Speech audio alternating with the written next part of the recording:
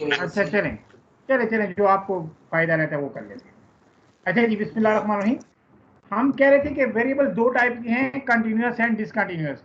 Continuous उसको कहते हैं जिसमें आपके पास न्यूमेरिक वैल्यूज होती हैं, लिमिटेड वैल्यूज होती हैं, ठीक है जी, और जो फ्रैक्शंस में होती हैं उसको हम वो कर लेते हैं, ठीक है जी। देखें, whereas we take values within our given range or in some cases an infinite set.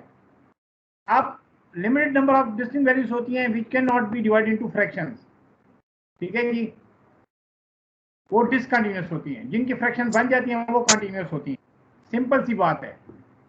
इसको हम कैटेगोरिकल वेरिएबल्स भी कहते हैं और क्लासिफिकेटरी वेरिएबल्स भी कहते हैं, डिस्क्रीट वेरिएबल्स। देखें, इनके नाम हैं discontinuous, categorical variables, classificatory variables, discrete variables. ये सारे वो हैं जिनमें पॉइंट्स नहीं होता। जिसमें पॉइंट्स होते हैं उसको हम क्या कहते हैं? कंटिन्यूअस। ठीक हो गया यहाँ तक? Yes sir. मुझे एक या दो बंदे तो यस बोला करें। अब आ गया dependent and independent variables. Dependent मैंने आपको कहा है कि वो होते हैं जो दूसरों पे डिपेंड कर रहे होते हैं। वैसे आप अपने पास इक्वेशन लिख लें। मेरी क्लास में आपके पास पेन और कॉपी होनी चाहिए, नोटबुक और कॉपी। आप लिख लें इक्वेशन आपके पास y equal to a plus B, y equal to a plus B. मैं भी यहाँ लिख देता हूँ y इक्वल टू,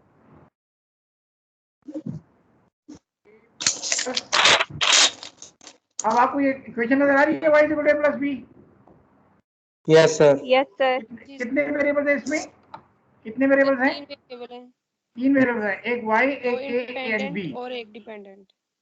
तो इसमें जो इंडिपेंडेंट होते हैं वो ये वाले होते हैं राइट हैंड साइड पे। राइट हैंड साइड पे जो होते हैं वो इंडिपेंडेंट होते हैं, वो किसी पे डिपेंड नहीं कर रहे। लेकिन y जो है ये डिपेंडेंट वेरिएबल है। क्या है? डिपेंडेंट वेरिएबल है। डिपेंडेंट। वो क्या है? इसको हम कहते हैं कि ये a और b पे डिपेंड कर रहा है। अब दो चीजें यहाँ पे देखें, हम इसको कहते हैं कॉज एंड इफेक्ट। ये कॉज एंड इफेक्ट बता रहे हैं। कॉज एंड इफेक्ट का क्या मतलब है? कॉज एंड इफेक्ट का क्या मतलब? भाई एक ही दफा सारे लोग आया करें। इफेक्ट y पे हो रहा है। भाई मैं कल से ये ज्वाइनिंग नहीं करूंगा। अच्छा, जो टाइम पे आ गया ठीक है। अब मैं सिर्फ इस पे लगा रहा हूँ कि कभी एक को ऐड करा रहा हूँ, कभी दूसरे को ऐड करा रहा हूँ।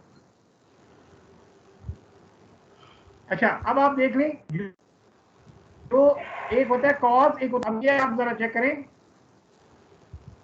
ये इंडिपेंडेंट वेरिएबल्स होते हैं, ये कॉज वेरिएबल्स होते हैं, इसको कॉज कहते हैं।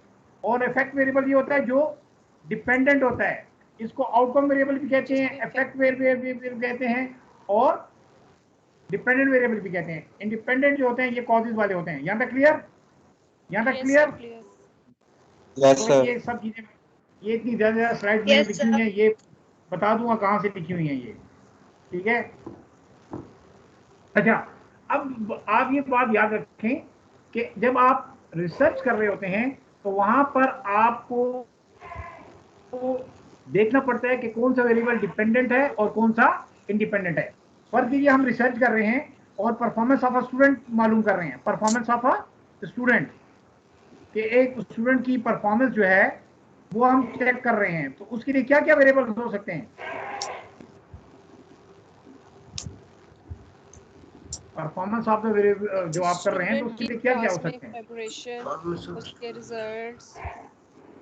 असल के अल्लाह तो बंदे हो, परफॉर्मेंस तो रिजल्ट से आ रहे हैं ना। तो अब आप देखते हैं कि इसकी क्लास में पार्टिसिपेशन क्या है, इसकी जो एक्टिविटीज़ हैं वो कितनी हैं, जो इसकी असाइनमेंट्स है घर में जो टाइम देते हैं वो कितनी है, इसकी तवज्जो कितनी है, ये सारे वेरिएबल्स। तो अब अगर आप देखें तो परफॉर्मेंस ऑफ द स्टूडेंट जो है वो इंडिपेंडेंट वेरिएबल्स है कि डिपेंडेंट वेरिएबल्स है? इंडिपेंडेंट। ये इंडिपेंडेंट है। और जो अगर हम कहें कि salary of a person, salary of a student, जब आप फारिग हो जाएंगे तो आपकी स्टूडेंट की सैलरी वो हम जरा प्रिडिक्ट करना चाह रहे हैं, तो उसमें आपकी परफॉर्मेंस जो है वो क्या होगी? डिपेंडेंट के इंडिपेंडेंट? डिपेंडेंट होगी। अब वहां पे ये डिपेंडेंट होगी। तो ये जरा देखनी, ये सारी स्लाइड्स में कहानी हम ये सुना रहे हैं आपको कि भाई आपने जब आप ये डिसाइड कर रहे होते हैं कि इंडिपेंडेंट है कि डिपेंडेंट है, तो आपने देखना होता है कि ये कॉज है कि इफेक्ट है। तो जो इफेक्ट होता है वो इंडिपेंडेंट होता है और जो कॉज होता है वो, सॉरी, जो कॉज होता है वो इंडिपेंडेंट होता है, जो इफेक्ट होता है वो डिपेंडेंट होता है। क्लियर? यहाँ तक clear? Yes, Yes, sir. sir. Yes, sir.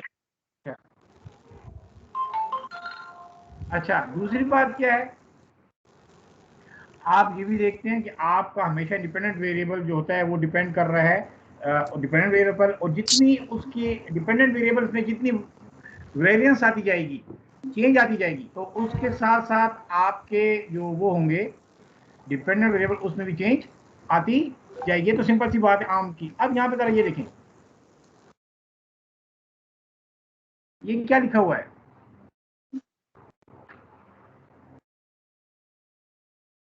लिखो इंडिपेंडेंट वेरिएबल और डिपेंडेंट वेरिएबल। अच्छा, ये तो लिखा हुआ है, ये इनके नाम हैं, ये इनके नाम हैं, प्रिज्यूम कॉज, प्रिज्यूम इफेक्ट, के कॉज क्या है और इफेक्ट क्या है। ठीक है, स्टिमुलस क्या है और उनका रिस्पांस क्या है, प्रिडिक्टेड फ्रॉम, कहां से आपने प्रिडिक्ट किया और प्रिडिक्टेड टू, और क्या प्रिडिक्ट कर रहे हैं। देखें, सर किस चीज के प्रिडिक्ट नाम फ्रॉम, है ये इंडिपेंडेंट के दूसरे नाम है, ये इंडिपेंडेंट वेरिएबल के और भी नाम है, मैनिपुलेटेड, मेजर्ड आउटकम। अब ये मेजर्ड आउटकम जो होता है ये एक्चुअली डिपेंडेंट वेरिएबल होता है। तो ये आप बता रहे हैं, ये कहीं लिखा है मेजर्ड आउटकम, तो आप ये ना कहेंगे, ये इनके दूसरे नाम है। प्रेडिक्टर जो प्रेडिक्ट कर रहा है ये इंडिपेंडेंट वेरिएबल्स हैं, और ये जो प्रेडिक्ट कर रहे हैं उनसे जो क्राइटेरियन आ रहा है तो ये उसका डिपेंडेंट है। जी, ये आपको क्या बता रहे हैं कि भाई यहाँ पर ये उसी चीज को हम एक्सप्लेन करते हुए आ रहे हैं कि भाई जब तक आप सही तौर से अपने डिपेंडेंट और इंडिपेंडेंट वेरिएबल्स को आइडेंटिफाई नहीं करेंगे, मैं यहाँ पर थोड़ी सी एक्सप्लेन कर देता हूँ। देखिए, हम ज्यादातर प्रिडिक्शन करते हैं मार्केट की, जरा मेरी बात याद रखें, हम मार्केट की प्रिडिक्शन करते हैं या हम किसी डिजीज की प्रिडिक्शन करते हैं। ठीक है, तो आपके पास डिजीज का लेवल क्या है, या आपके पास इसको ये डिजीज होगी या नहीं होगी, इसको आप चेक कर रहे हैं। इसके लिए आया कौन कौन से फैक्टर्स को स्टडी किया जाना चाहिए। तो जिन फैक्टर्स को आप स्टडी करेंगे उन फैक्टर्स की बेस पे आप कोई वैल्यू प्रेडिक्ट करेंगे। देखिए, यहाँ पे स्टॉक मार्केट की मिसाल दी हुई है, इवन स्टूडेंट परफॉर्मेंस की दी हुई है।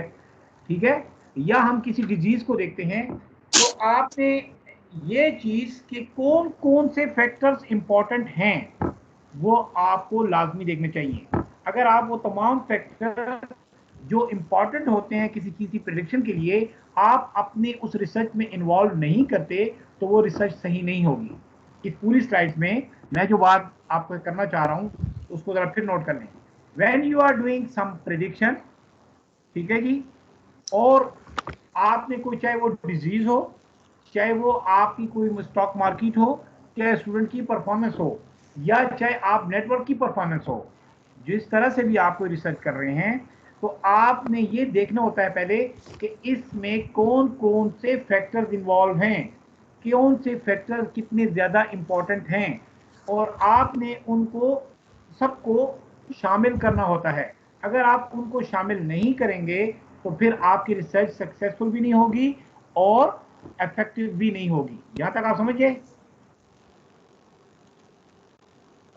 Yes, sir. Yes, sir. ये Yes, sir. मैं स्लाइडें पढ़ता नहीं होता। अच्छा, मैं आपको ये बताऊं, स्लाइडें मैं हमेशा बनाता भी नहीं, ये तो ऑनलाइन है तो मैं आपको बना रहा हूं, फिर आप इसको देखें और पढ़ें, लेकिन जो इसकी जो मेन पॉइंट है वो मैं आपको बता रहा हूं। अब आते हैं मॉडरेटिंग वेरिएबल्स। ठीक है जी, ये क्या होते हैं? देखिए जी, बाद ऐसे वेरिएबल्स होते हैं जिनका बहुत ही स्ट्रॉन्ग इफेक्ट होता है आपके इंडिपेंडेंट वेरिएबल्स पे, और जो डिपेंडेंट का रिलेशनशिप है। अब जरा मैं एक और बात कर रहा हूं। देखें, मैंने पहले ये बताया था कि एक वेरिएबल्स हैं जो कि इंडिपेंडेंट हैं और एक हैं डिपेंडेंट हैं। अब एक तीसरे किस्म के वेरिएबल आ गए हैं। ये तीसरे किस्म के वेरिएबल क्या है कि जो कि रिलेशनशिप रखते हैं, इनका स्ट्रॉन्ग रिलेशन इफेक्ट होता है इन दोनों के रिलेशनशिप पे। अब मैं अगर इसकी मिसाल दे देता हूं आपको, आप बाहर से जाते हैं, आप कोई भी चीज खरीद रहे हैं, से हमने चिप्स खरीद लिए, ये बच्चे जो खाते हैं चिप्स वगैरह, ज़रा इस पे नोट करें। एक होता है चिप्स जो आप खा रहे हैं, जो भी ABC, वैसे लेस के पैकेट हैं, कोई दूसरे हैं। एक तो होता है उस लेस की अपनी क्वालिटी है, तो उसकी क्वालिटी की बेस पे उसकी जो कॉस्ट होती है वो आती है, जो आप उसकी प्राइस लगाते हैं। इतनी बात तो आप समझते हैं? इतनी बात आप समझ गए कि भाई जो हम प्रोडक्ट खरीद रहे हैं, प्रोडक्ट जो हम खरीद रहे हैं, उस प्रोडक्ट की क्वालिटी की बेस पे उसकी एक कॉस्ट होती है। ये तो हमें समझ आती है कि कॉस्ट ऑफ द प्रोडक्ट और क्वालिटी ऑफ द प्रोडक्ट, ठीक है। एक और चीज भी है जिसको आप पैकिंग कहते हैं। आया उसकी पैकिंग किस मेयार की है?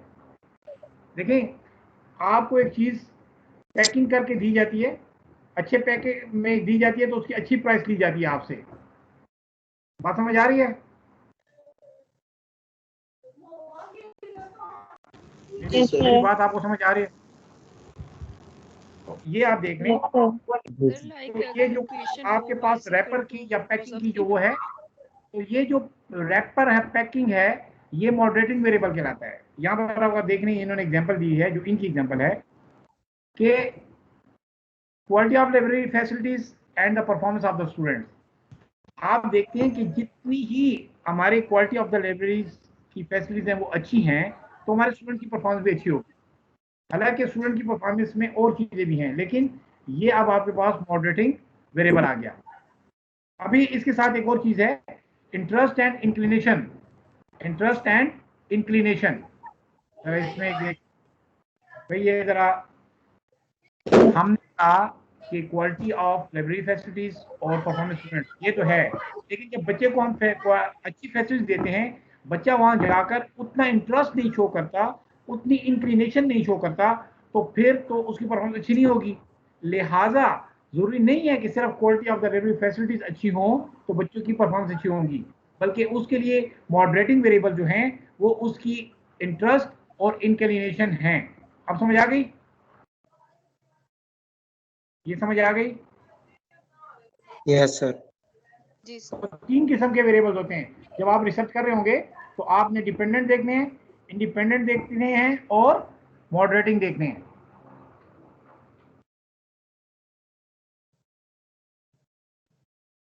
अच्छा, ये क्या चीज है जी? Intervening variables. ये वेरिएबल्स क्या है, जरा इसको भी देख लें।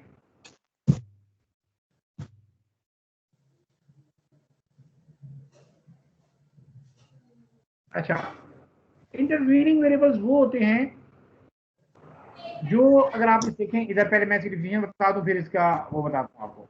ये जरा पढ़ लें, देखें जी सामने जो आ रहा है। Act as dependent variable with respect to independent variables. ये कोई डुअल नेचर। देखें, बाद ऐसे वेरिएबल्स हैं जो अगर आप डिपेंडेंट के लिहाज से देखें तो ये इंडिपेंडेंट होते हैं, और इंडिपेंडेंट के लिहाज से देखें तो ये डिपेंडेंट होते हैं। पहले तो इसकी डिफिनेशन समझ आ जाए ना, फिर इसकी मैं एक्सप्लेन करता हूं। यहां तक समझ आ गई है? Yes sir. अगर आप देखें तो ये थोड़ा सा कम्प्लेक्स किस्म का वो है, कम्प्लेक्स कैजुअल रिलेशनशिप है। इतनी बात समझ आ गई? जी sir. Yes sir. Yes sir. अच्छा, ये पॉइंट देखें आप।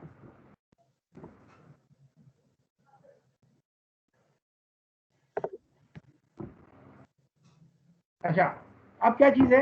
Advances in knowledge depend not only on documenting cause and effect relationship. कहता है कि जब जा रहे हैं तो आपने सिर्फ ये नहीं कि कॉज एंड इफेक्ट रिलेशनशिप को देखना है, but also on specifying the mechanism that account for the casual relationship. आप ये भी देखते हैं कि इसके लिए जो आपने स्पेसिफाई किया है मैकेनिज्म, कि भाई ये कॉज है और ये इफेक्ट है, तो उसके मैकेनिज्म को भी देख के साथ चलना है। ये देखें जरा आगे, ये जरा मैं थोड़ा समझा जाऊंगा, साथ साथ इसको देख लें। कहते हैं कि आप अगर ये देखें, theory of suicide state that married people are less likely to commit suicide than single people. ठीक है, क्या मतलब है इसका? क्या मतलब है इसका भाई, इस फिक्रे का मतलब क्या है? जो सिंगल लोग हैं सर, उनकी सुसाइड रेट ज्यादा है एज कम्पेयर टू मैरिड। ऐसे ही लोग मैरिड लोग खफा होते हैं कि जी आपने मेरी जिंदगी तंग की हुई है, बेगम को कहते हैं, बेगम शोहर को कहती है, ठीक है। तो वैसे घर जाके बताएं जिनकी शादी नहीं हुई, अम्मी को और अब्बू को ये रिसर्च बताएं कि सिंगल की ज्यादा चांसेस हैं सुसाइड करने के, ठीक है। अच्छा, ये तो एक थ्योरी हो गई, क्लियर। बताया सर। अच्छा, अब कहते हैं कि इसकी रीजन क्या है, ये भी आपको कॉन्सेप्ट समझाने के लिए बात कर रहा हूं। ये इसका क्या है, इससे लोग ये अजम्पशन लेते हैं कि married people have greater social integration, feeling of the belonging of a group और फैमिली। मतलब जो मैरिड लोग होते हैं उनके अंदर एक एहसास सेंस ज़्यादा होता है कि भाई मेरे साथ मेरी फैमिली है, मेरे बीवी है, मेरे बच्चे हैं, तो इस वजह से उनका सुसाइड रेट कम है। अब कहता है कि अगर आप इसको देखें तो हम कहते हैं कि सुसाइड जो है, जो सुसाइड रेट है, कॉज है, उसकी वजह क्या है? Lack of sense of belonging to a group. तो ये एक कॉज हो गया, यहां तक क्लियर? Yes sir. अच्छा, अब इन्होंने आपको देखें, ये आपको कॉन्सेप्ट समझाने के लिए ये पूरी कहानी बनाई गई है। अगर आप देखें तो इस थ्योरी के अंदर 3 वेरिएबल्स हैं, मैरिटल स्टेटस, इंडिपेंडेंट वेरिएबल। अगर कोई शादीशुदा होगा तो कम चांसेस हैं कि वो सुसाइड करेगा, अगर सिंगल होगा तो ज्यादा चांसेस हैं।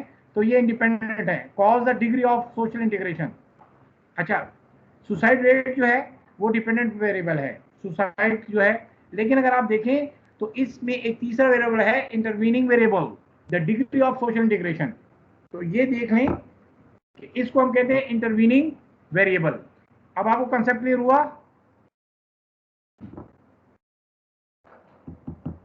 Sir intervening material variable, status कैसे है? सर मटेरियल स्टेटस इंडिपेंडेंट कैसे है सर? वो डिपेंडेंट नहीं होगा?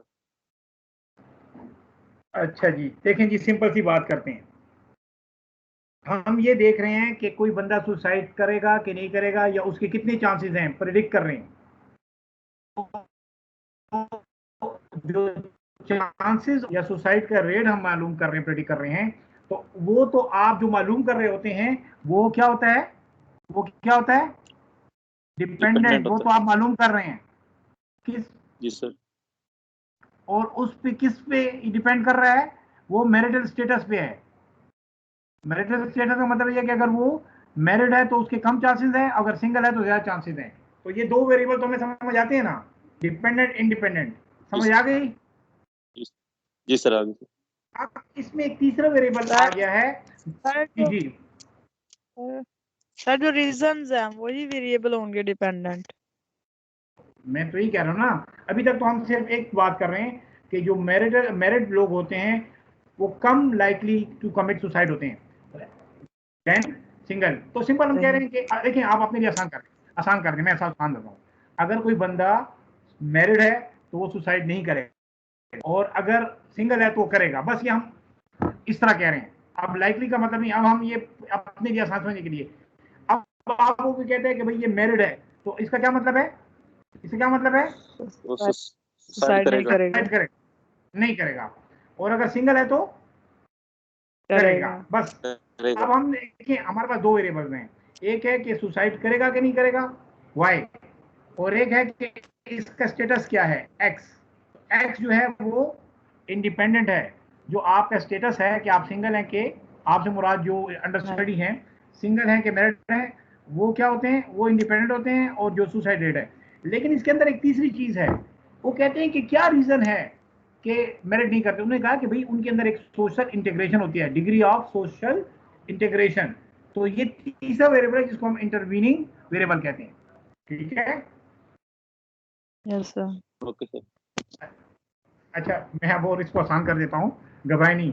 जब आप कोई स्टडी कर रहे होंगे, कोई भी कर रहे हैं, हम तो साइंटिफिक करेंगे ना, कंप्यूटर साइंस की बात कर रहे हैं, तो हम कहते हैं नेटवर्क है तो नेटवर्क का लोड क्या होगा, तो या इस नेटवर्क की परफॉर्मेंस क्या होगी। तो आप जब ये देख रहे होंगे ना, तो इसका आसान मतलब ये है कि कुछ इंडिपेंडेंट वेरिएबल्स होंगे, जरूरी नहीं है। इंडिपेंडेंस के भी ऊपर आप देखें कि इसकी आगे क्या रीजन हो सकती है, आप उसकी भी आगे रीजन को देखें, ठीक है। समझ आ गई? यहाँ जी तक sir. Clear? Yes, sir. Yes, sir. वो कहते हैं एक आदमी ने नुकसान कर दिया, सुने, एक आदमी ने नुकसान कर दिया, किसी से झगड़ा कर दिया, कहते हैं कि ये गुस्से में था। ये क्या था? गुस्से में था। जब ये घर इसने झगड़ा कर दिया। अब झगड़ा क्यों हुआ, उसकी रीजन क्या बनी? आदमी क्या था? गुस्से में था। गुस्से में था इसके सर। अच्छा, अब इंटरवीनिंग जो वेरिएबल होगा इसमें क्या होगा कि ये गुस्से में क्यों था? ठीक है, तो गुस्से में इसलिए था कि बेगम ने आज उसको चाय में चीनी के बजाय नमक डाल के दे दिया था। ठीक है, तो घर से गुस्से में अगर था। वो नमक ही पीता हो तो जी क्या? और अगर वो नमक सर वाली क्या चाय कह ऑलरेडी रहे नमक ही नहीं है। नहीं, मैं ये बता रहा हूँ, इंटरवीनिंग की मिसाल दे रहा हूँ ना, कि इस बंदे को गुस्सा क्या था, उसके पीछे भी जाकर आप देखेंगे। ठीक है, तो इसको कहते हैं इंटरवीनिंग वेरिएबल। अभी आ जाइए, एक दूसरा वो आ गया। अब आप देखें जरा इस एग्जांपल को आप देख लें। Look at the final another finding that 5-day work week result in higher productivity. आपको पता है कि पहले हम जो लोग थे ना 6 वीक में काम करते थे, अब भी कुछ लोग जो हैं वो 6 वीक में काम करते हैं और 6 days अ वीक, उनकी सैटरडे को छुट्टी नहीं होती। तो बाद में मतलब 5 days अ वीक कुछ यूनिवर्सिटीज में जैसे है 5 days अ वीक काम होता है। तो कहते हैं कि आया 5 days अ वीक जब हमने काम किया तो उससे प्रोडक्टिविटी बढ़ी है कि कम हुई है? अब आप इसको स्टडी कर रहे हैं ना, देखिए आपने अगर इस पे रिसर्च करनी है कि क्या 5 days काम करके प्रोडक्टिविटी को बढ़ाया जा सकता है, क्या 6 days ही बेहतर है?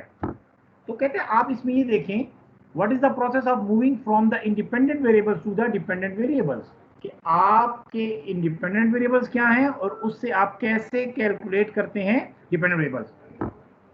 दूसरी बात ये है कि what exactly is that factor which theoretically affect the observed phenomena but cannot be seen। अब ये देखें, इंटरवीन की बात वही कर रहा है। कहता है आप ये भी देखें कि कौन से ऐसे फैक्टर हैं जो थियोरेटिकली अफेक्ट कर रहे हैं but can not be seen. इसकी मिसाल मैं ऐसे देता हूँ, आप में से कोई टीचर है, स्कूल कॉलेज में पढ़ाता हो, कोई टीचर है? Yes, sir. Yes, sir. अच्छा, आपने मेरे साथ बदतमीजी नहीं करनी। अच्छा, मैं एक मिसाल दे, मैं जब से पढ़ा रहा हूँ मैंने अपने साथ ये ऐड किया हुआ है कि मैं बच्चों के साथ पर्सनल नहीं होता। सर हम भी नहीं होते हैं। यस सर, उनके सेम साथ सर। मैं नहीं कह रहा क्या। अच्छा, रीजन क्या है? रीजन बता रहा हूँ कि एक बच्चा हमारे साथ रूड लैंग्वेज में बात कर देता है, तो घर के फाइनेंशियल परेशान हो सकते हैं, उसके घर में कोई ऐसे हो सकते हैं, उसके घर में कोई परेशानी हो, तो बेचारा घर से परेशान आया और यहाँ कर उसने हमारे साथ थोड़ी सी बात में दिखा दी। बात कर दी है, तो हमें ये भी इसके पीछे क्या है, मतलब इस बच्चे का सर रूट आवाज था, कट रही है हमारे साथ इसका रूट भी है, सर आवाज कट रही है इसके पीछे क्या है? सही। अच्छा, मैं कोशिश करता हूँ। तो आपको मैं ये कह रहा हूँ कि जो अभी हम बात कर रहे हैं, बाज़ औक़ात आपको ऐसे फैक्टर होते हैं जो थ्योरेटिकली इफेक्ट कर रहे होते हैं लेकिन हमें नजर नहीं आ रहे होते। बात समझ आ रही है? Yes sir. अच्छा, Yes, sir. आप देखिए, सर आवाज कट आप रही है इसको सर। भी जरा देख लें।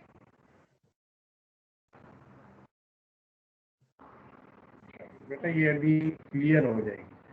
अच्छा, आप इसके अलावा कहते हैं एक और चीज होती है, डिपेंडिंग वेरिएबल जो है वो जॉब सेटिस्फेक्शन है। आपकी प्रोडक्टिविटी तब बनती है, ज्यादा होती है जब आप अपनी जॉब से सेटिस्फाई होते हैं।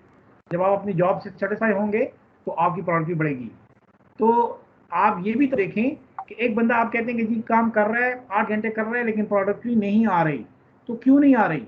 हो सकता है कि वो जो जॉब है उससे वो सेटिस्फाई नहीं है। तो जो वेरिएबल होते हैं वो ये हो, ठीक है, क्लियर? अब यहाँ तक क्लियर है? Yes sir. Yes sir. Yes, sir. Extraneous variables, variables sir कौन से होते आपकी हैं? आवाज आ रही है। अब भी नहीं आ सर रही। आवाज की बिल सर समझ नहीं आ रही सर, दरमियान में कट जाती है सर। सर स्टार्ट से सही आ रही थी, पता नहीं रही है कैसे। आपको? अब आ रही है? Yes sir. सर रुक रुक के आ रही है। अब आ रही है? सर जब पूछते हैं ना बस सिर्फ उसी चीज की समझ आती है कि आवाज आ रही है कि नहीं, बस। यस तो आप सर, फिर पूछते बाद में हैं चली जाती है। अच्छा, अभी आप देखें एक्सट्रानियस वेरिएबल्स क्या होते हैं। असल में ये एक ऐसे वेरिएबल्स होते हैं जो कि अफेक्ट करते हैं रिलेशनशिप पे, ठीक है। तो ऐसे एक्सट्रानियस ऐसे भी होते हैं जिनको हम इंडिपेंडेंट या मॉडरेटिंग वेरिएबल्स भी कहते हैं, लेकिन ज्यादातर ये स्टडी में शामिल नहीं होते। अब ये ऐसे वेरिएबल एक्सट्रानियस ऐसे वेरिएबल्स हैं जो कि आपकी स्टडी में नॉर्मली शामिल नहीं होते। नहीं होते। एक्सट्रानियस का उसको कहते हैं। आप देखें यहाँ पे आपने पहले बताना होता है कि कौन से वेरिएबल जो हैं कि हमारे डिपेंडेंट होंगे, कौन से इंडिपेंडेंट होंगे और कौन सो को हम स्टडी नहीं करेंगे। अब समझ आ गई? जो वेरिएबल हम नहीं लेंगे ये वो वाले वेरिएबल होंगे। ठीक है ना? यस ये सर। वो कहता है कि in order to define the true relationship between independent and dependent variables, the effect of the extraneous variable may have to be controlled. तो आपका extraneous variable जो होता है उसको आपने कंट्रोल करना होता है। If we are conducting an experiment where the effect of confounding factors has to be controlled, तो जो फैक्टर्स आप अच्छा कंट्रोल का मतलब मैं आसान बता देता हूँ जी, बात सुने। ये बॉयल्स लॉ और चार्ल्स लॉ हमने पढ़ा था फिजिक्स केमिस्ट्री में, याद है कभी किसी को? यस सर यार। अच्छा, दूसरा हमने पढ़ा था Natural. न्यूटन के लॉ। न्यूटन के लॉ पढ़ा था, F is directly proportional to A। F is yes sir. directly proportional to A। फिर जब हम डायरेक्टली प्रोपोर्शनल को इक्वेशन में चेंज करते तो एक कांस्टेंट आ जाता था, F इक्वल टू m में हो जाता था, ठीक है। क्या होता था? Yes sir. m में क्या था? m में का मतलब ये होता था, हम कहते हैं कि mass is constant, mass is constant. इसका मतलब है कि ये हमारा कंफाउंडिंग फैक्टर है, एक्सट्रानियस वेरिएबल, ये हम यही यूज कर रहे हैं। और कंट्रोल का मतलब क्या है कि मास हम कह रहे हैं कि ये हमेशा सेम रहेगा, कांस्टेंट रहेगा। अब समझ आई कंफाउंडिंग में फैक्टर्स का?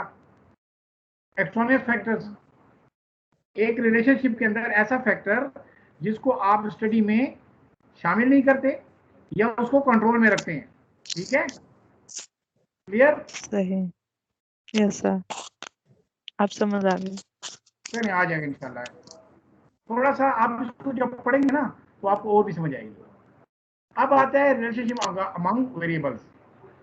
एक होता है इक्वेशन, जैसे हम लिखते हैं ना, कोई रिलेशनशिप लिखते हैं, स्टेटमेंट लिख रहे हैं, ठीक है। F is equal to m में, F is equal to m में, ये एक इक्वेशन है ना, स्टेटमेंट है। बात समझ आ रही है? यस अल्लाह सर। के बंदो, इसको हम प्रोपोजिशन भी कहते हैं। इसको हम क्या कहते हैं? प्रोपोजिशन। प्रोपोजिशन भी कहते हैं, ठीक है। ये नाम है, वैसे यहाँ पे हम इसको प्रोपोजिशन कहते हैं।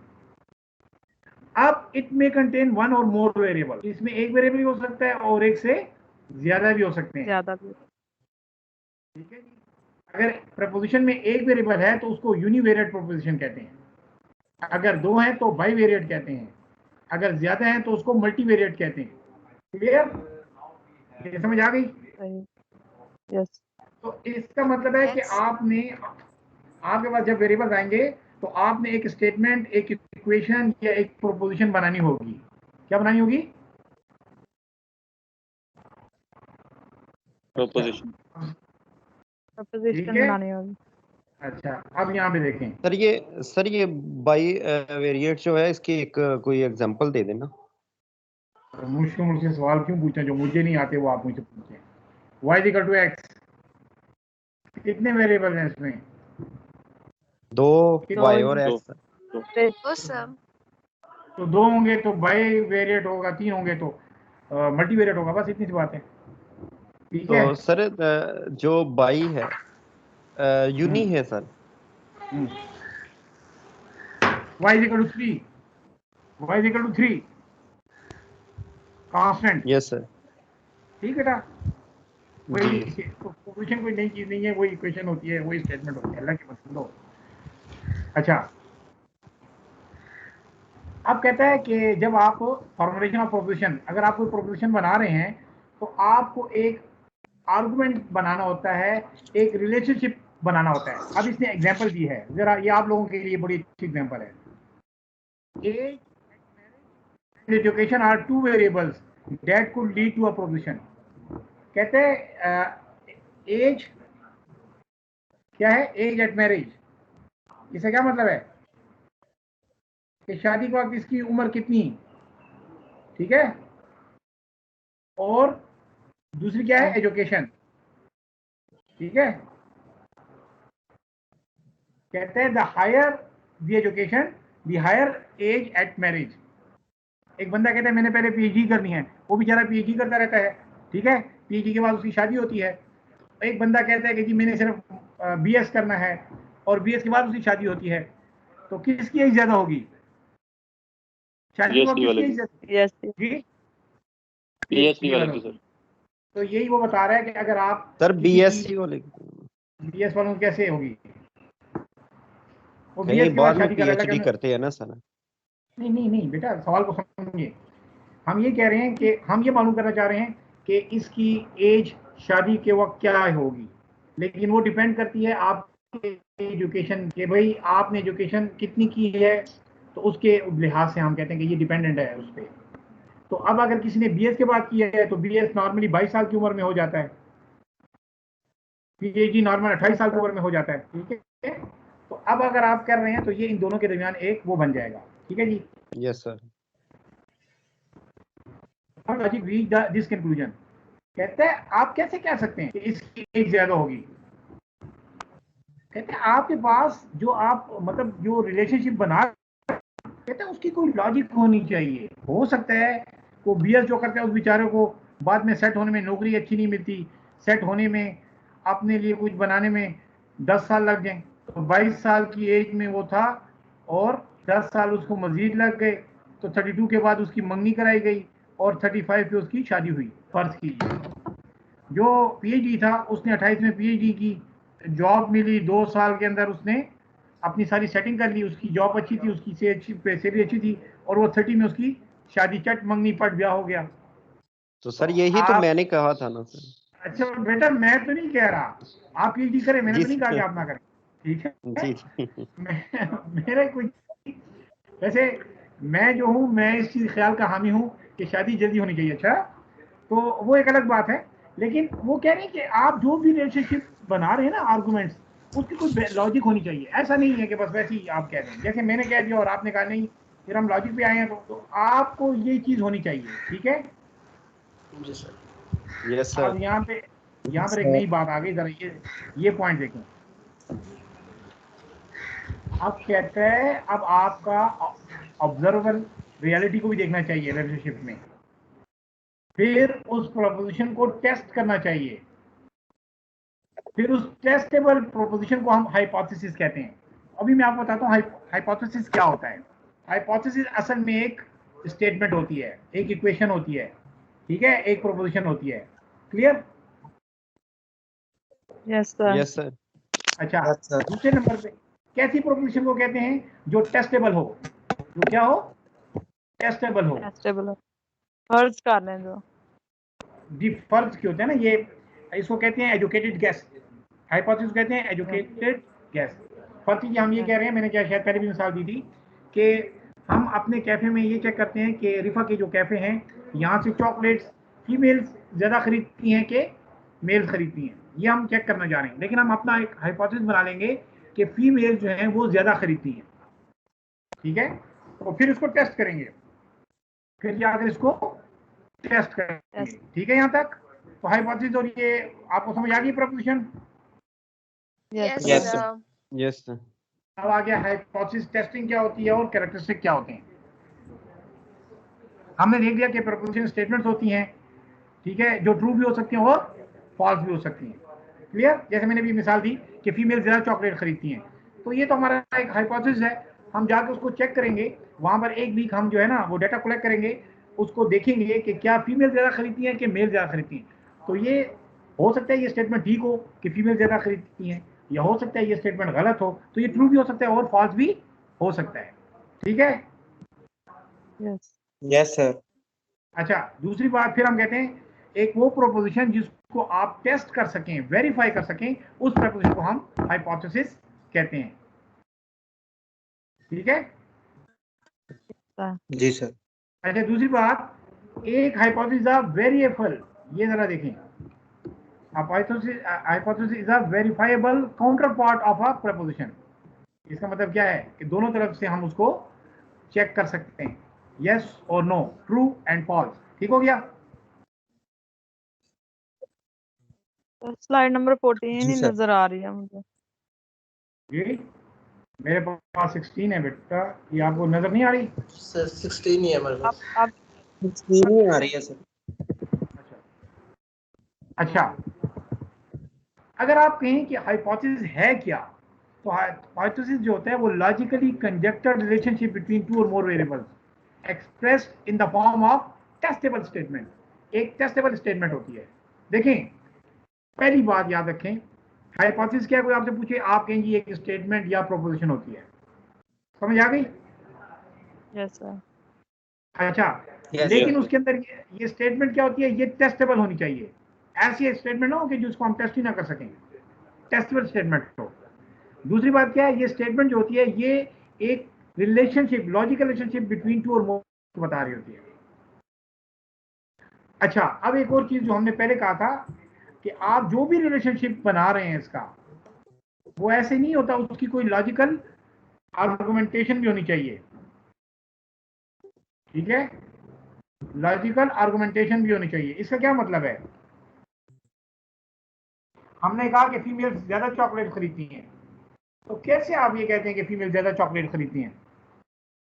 सर पसंद करा। नहीं, उसकी आप रीजनिंग तो कोई देंगे ना। अगर आप हाइपोथेसिस बना रहे हैं तो उसकी कोई रीजनिंग देंगे। क्योंकि उनको मीठा पसंद है सर। और क्या रीजन हो सकती है? चलिए एक और बात बताते हैं, एक और मिसाल लड़कों की भी एक दे देते हैं, तो फीमेल की भी है ना। हम ये कहते हैं कि जो टीनेजर्स होते हैं ये ज्यादा स्मोकिंग करते हैं, या कोई कहता है कि जी जो वेल मेच्योर्ड होते हैं वो ज्यादा स्मोकिंग करते हैं। कौन करते हैं? एक हाइपोथेसिस बनाते हैं, तो क्या हम कहेंगे? जो वेल मैच्योर टीनेजर्स होते करते हैं। हैं, जी, टीनेजर्स करते हैं सर। या फिर अच्छा, उसकी क्या रीजन आप देंगे? आप क्या रीजन देंगे? क्योंकि सर उनको दुख ज्यादा होते हैं सर। उनको दुख ज्यादा। चलिए, ये आप उसे, आप ये कह सकते हैं कि वो भी वो टीन एज में है, नया नया शौक हुआ है, तो शायद वो इस वजह से, इमेच्योरिटी की वजह से। ठीक है? बाद लोग कहते हैं कि नहीं जी, वो जो वेल मेच्योर्ड होते हैं ना, ये ज्यादा स्मोकिंग करते हैं, और उसकी रीजन ये होती है कि भाई जिसके पास पैसे होंगे वही करेगा ना। अब टीनेजर के पास इतने पैसे ही ना हो तो वो कहाँ से इतनी करेगा? तो दोनों एस्पेक्ट से आप उसकी लॉजिकल रीजनिंग दे सकते हैं। ठीक है? समझ आ सर गई? वेल मैच्योर की पैसे के अलावा भी रीजन हो सकती है। भाई रीजन बहुत हो सकती हैं। ठीक है? ठीक है सर। अच्छा, अब आ गया, look at the some of the hypothesis. ये देखें, officer in my organization have higher than average level of commitment. क्या कह रहा है? ये हाइपोथेसिस है। अब आपको समझ आ जाएगी जो है, officer in my organization have higher than average level of commitment. तो इनकी जो कमिटमेंट है वो हायर है, एवरेज लेवल से ज्यादा कमिटमेंट है। Level of job commitment of the officer is associated with their level of efficiency. ये आपके हाइपोथेसिस हैं। Level of job commitment of the officer is positively associated with their level of efficiency. The higher level of job commitment of the officer at the lower their level of absenteeism. तो ये हमने कुछ preposition बनाई हैं। अब यहाँ पे जरा टेस्टेबल प्रपोजिशन को देख लें, जरा इधर देखना भाई। ये कहते हैं कि first hypothesis only one variable. कौन सा? ये देखें, house in my organization have higher than average level of commitment से ज्यादा है, तो वन वेरिएबल। दूसरे में क्या कह रहे हैं? The second one has two variables which have been shown to be associated with each other but the nature of association has not been specified. क्या मतलब है? क्या क्या डिपेंड कर रहा है दूसरे में? Level of job commitment of the officer is associated with their level of efficiency. क्या क्या हो गया? क्या कह रहा है भाई? Level of commitment associated with level of efficiency. समझ आ गई बात? में ये होगी दोनों को मिला जी, दोनों को मिलाकर। अब तीसरे में क्या कह रहा है? In third, we have gone a step further where in addition to the relationship between the two variables, the direction of the relationship has also been given. अब level of job commitment of the officer is positive associated with their level of efficiency. Positive associated with, अब direction भी बता दी। तो आप उसको the higher the level of job commitment of the officer, lower their level of professionalism। क्या कह रहे हैं कि अब आप सर जी आपकी देखें। आवाज ब्रेक हो रही है। अच्छा, मैं दोबारा, अब आ गई है बेटा? मैं यूनिवर्सिटी का नेट यूज करता होता हूँ कि ताकि कोई ये ना कहे और फुल उसकी वो है। मैं अपना नेट यूज ही नहीं कर रहा, मैं यूनिवर्सिटी का नेट यूज कर रहा हूँ। अच्छा, जरा 4 देखें ये पढ़ने भी नहीं साथ।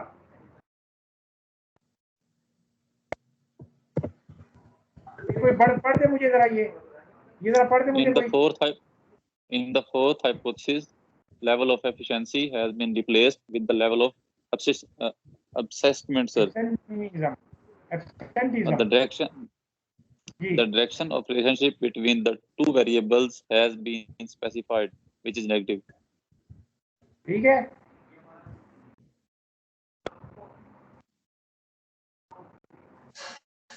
अच्छा देखिए, वेरिएबल्स के साथ जैसे हमने कहा था कुछ पॉजिटिव नेगेटिव भी आ सकता है। अब हम जरा इनको मजीद देखते हैं तो आपको क्लियर हो जाएगा। ठीक है, इधर देखेंगे descriptive hypothesis, type of hypothesis. Descriptive univariate hypothesis होते हैं और वन वेरिएबल इसमें होता है। डिस्क्रिप्टिव में वन वेरिएबल होते हैं और यूनिवेरिएट हाइपोथेसिस होते हैं। डिस्क्रिप्टिव को कहते हैं। और ये ज्यादातर क्या बता रहे होते हैं?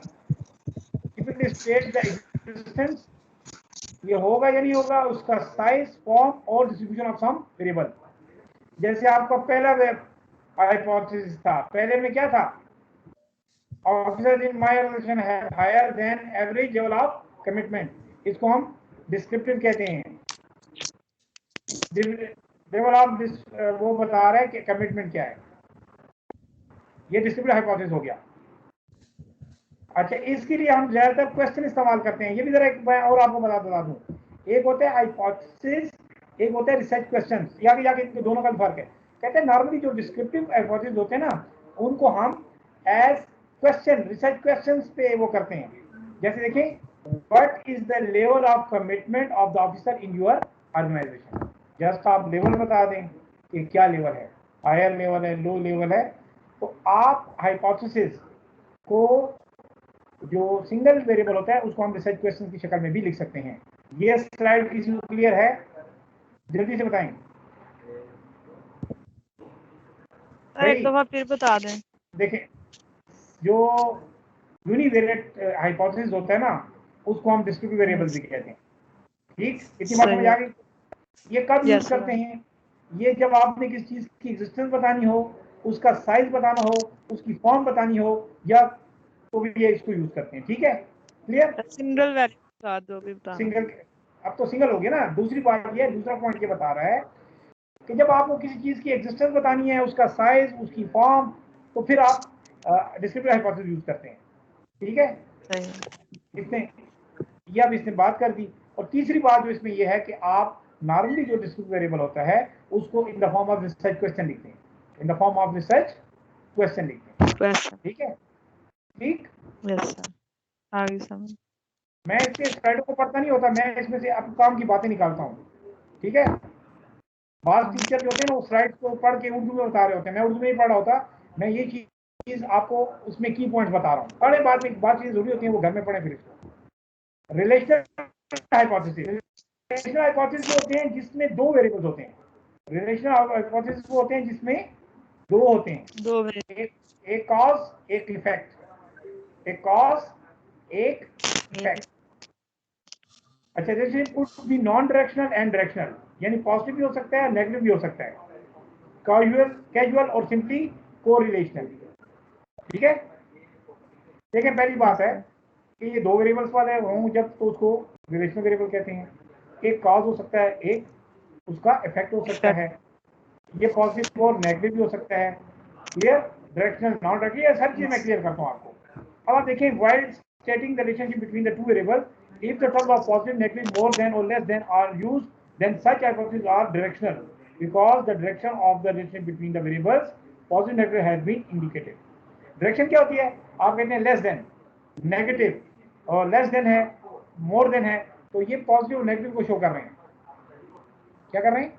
हम कहते हैं कि हमारी क्लास में मोर देन 50% स्टूडेंट ने ए ग्रेड लिया है। क्या लिया है? मोर देन 50% बच्चे पास हो गए हैं। हम कहते हैं लेस देन 50% जो है ना वो फेल हो गए हैं। तो ये पॉजिटिव नेगेटिव का ही मतलब होता है। ठीक है, ये डायरेक्शन होती है उसकी। ठीक है, सोचने का अंदाज होता है। अच्छा, the opposites are relational as well as directional. Direction opposite is one of which direction, तो आप डायरेक्शन जो है ना वो पॉजिटिव नेगेटिव कैसे होता है? लेस देन और मोर देन आ जाता है बीच में। ठीक है, क्लियर यहाँ तक? Yes sir. Yes, sir. Non-directional hypothesis is one in which the direction of the associate has not been specified. अब जिसमें वो आप स्पेसिफाई नहीं करते। ठीक है, तो दूसरे में हाइपोथेसिस जो है वो स्ट्रॉन्ग भी हो सकता है और वीक भी हो सकता है। तो पॉजिटिव नेगेटिव जब पॉस्टुलेट ना भी किया जाए, पॉस्टुलेट किसे कहते हैं?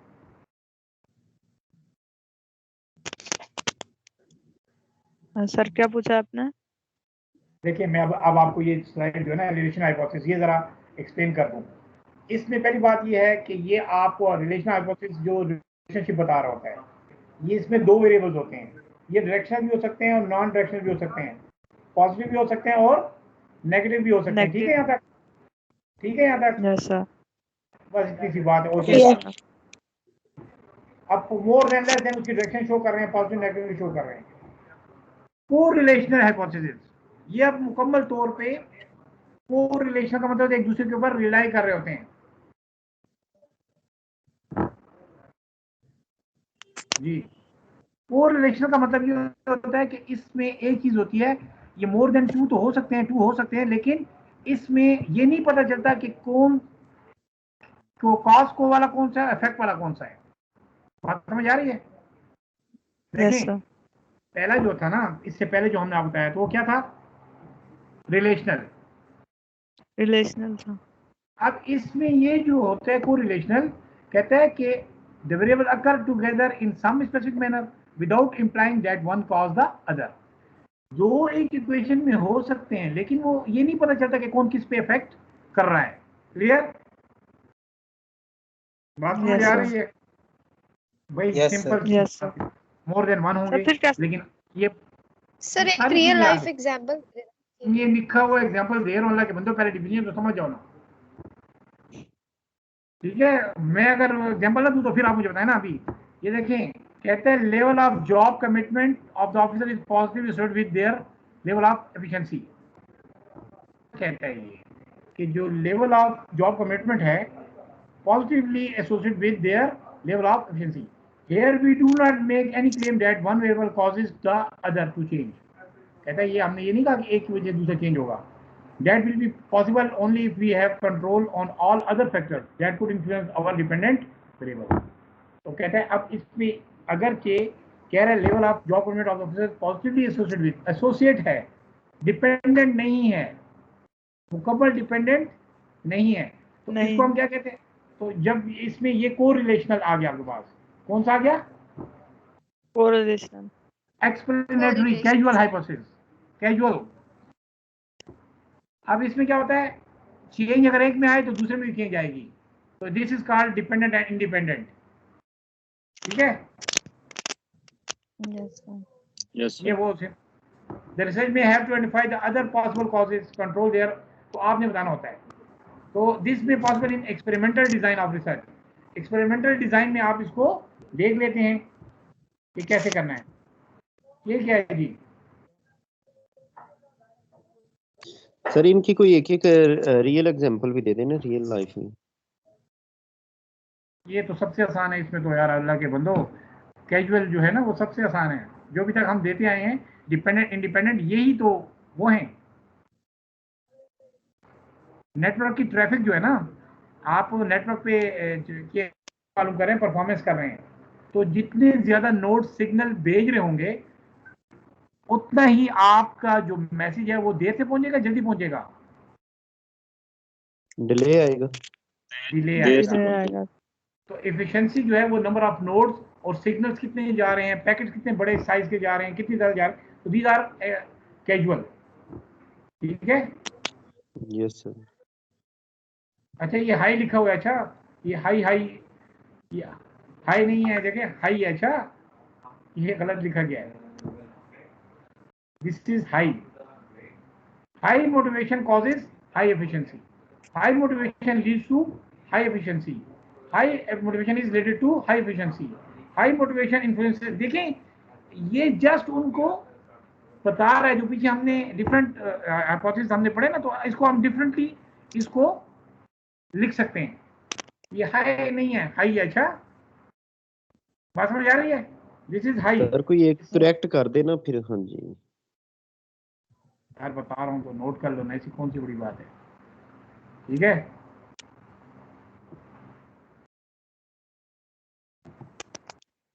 एक मिनट, ये आ गया।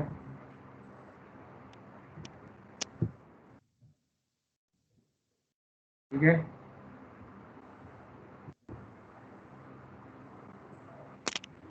ओ ये तो सारों का कर रहा है, नहीं नहीं नहीं, कैंसिल वो इधर निकल, अल्लाह हो के गया बंदो ये सर। कर। सिर्फ ये जो आपने ऊपर किया सिर्फ वो कर देना जो आपने पहले कर दिए थे हाई को। अब और जगह पे भी हाई हाई चेंज हो गया होगा। ठीक है, मैं इसको नहीं चेंज करता।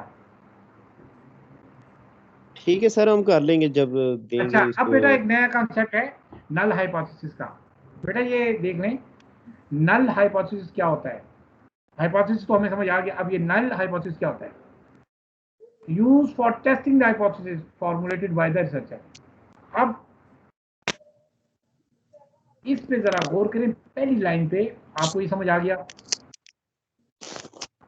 कहते हैं use for testing the hypothesis formulated by the researcher.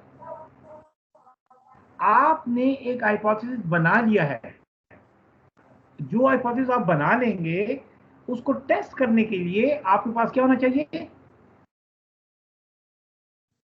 क्या होना चाहिए, नल हाइपोथेसिस होना चाहिए।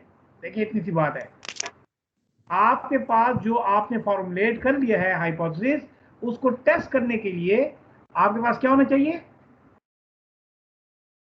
भाई बोलो ना। नल हाइपोथेसिस नल सर। हाइपोथेसिस। सर इसकी समझ नहीं आई क्यों चाहिए नाल हाइपोथेसिस, उसमें बेटा तो पहली वैल्यू ही बात, नहीं होगी कोई। अल्लाह के बंदो मेरी बात सुनो, आप कहां से आ गए एमएस करने। हमेशा पहले ये बताया जाता है कि व्हाट इज इट, फिर ये बताया जाता है व्हाई इट इज, फिर बताया जाता है यस कि ये सर। कैसे होगा। अल्लाह के बंदो मैं एक बात बताता हूँ, आप दूसरी पूछते हैं। पहले बताया कि नल हाइपोथेसिस क्या है, ये वो हाइपोथेसिस है, ये वो है जो हाइपोथेसिस को टेस्ट करने के लिए यूज होता है। ठीक है, यहां तक समझ आ जी गई। सर। अब दूसरा जी पॉइंट सर। बता रहा है ये, बेटा जब मैं स्लाइड खत्म करूं ना, पॉइंट उस वक्त बताएंगे, ये बात आपने नहीं बताई। दूसरा जो पॉइंट है, आपके पास दो किस्म के एविडेंस होते हैं। एक वो होते हैं जो आपके हाइपोथेसिस को सपोर्ट कर रहे होते हैं, एक वो होते हैं जो आपके हाइपोथेसिस को अपोज कर रहे होते हैं। ठीक है, जैसे हमने बात की थी ये वाली कि स्मोकिंग जो है वो टीनेजर ज्यादा करते हैं कि वेल एस्टेब्लिश्ड लोग ज्यादा करते हैं। तो इसमें दो चीजें हैं। आपने एक बंदे ने ये कहा कि भाई जो टीनेजर हैं वो ज्यादा करते हैं, उसकी उसने एक रीजन दी। दूसरे ने कहा जी वेल एस्टेब्लिश करते हैं, उसकी एक रीजन दी। तो आप देखते हैं कि हर हाइपोथेसिस को सपोर्ट करने के लिए भी कुछ एविडेंस होते हैं और उसको अपोज करने के लिए भी होते हैं। अब समझ आ गई, यहां तक समझ आ गई। मैं ये कह जी रहा हूं सर। कि हर हाइपोथेसिस को कुछ सपोर्टिंग उसके लिए कुछ स्टेटमेंट्स होती हैं, आर्गुमेंट्स होते हैं, कुछ उसको अपोज करने वाले होते हैं।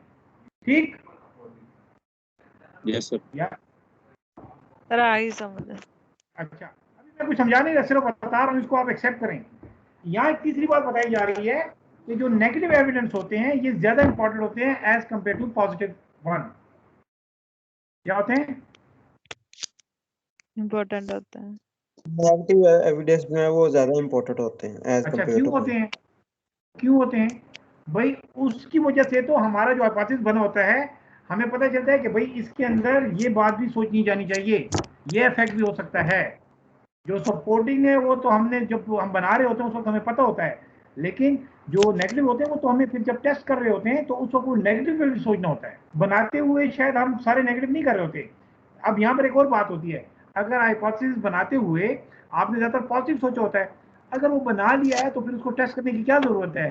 टेस्ट का मतलब यही होता है कि उसको नेगेटिव एस्पेक्ट से भी देखा जाए, उसको नेगेटिव एस्पेक्ट से भी देखा जाए। ठीक है, क्लियर? आप देखें Yes, इसमें sir. वही बात है। अगली जो बात है, it is because the negative evidence threshes the hypothesis, क्योंकि नेगेटिव जो एविडेंस होते हैं उसकी वजह से तो हमारा हाइपोथेसिस इफेक्ट होता है, हो सकता है कि वो हमारा गलत ही हो जाए।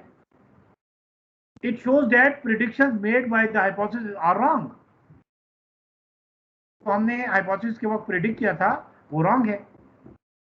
ठीक है, देखें जैसे मैंने आपको मिसाल दी कि फीमेल ज्यादा चॉकलेट खरीदती हैं, तो ये हमारा एक प्रिडिक्शन है, लेकिन जब हम इसको टेस्ट करेंगे, इसके नेगेटिव उसको पॉइंट से भी देखेंगे, तो हो सकता है कि नेगेटिव ज्यादा हो जाए और बाद में पता चले कि ये रॉन्ग है।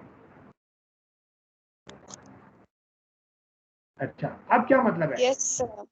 आप इधर आए, एक्चुअली अब इसको आपके समझ आ जाएगी इससे। The null hypothesis simply states that there is no relationship between the variables or the relationship between the variable is zero.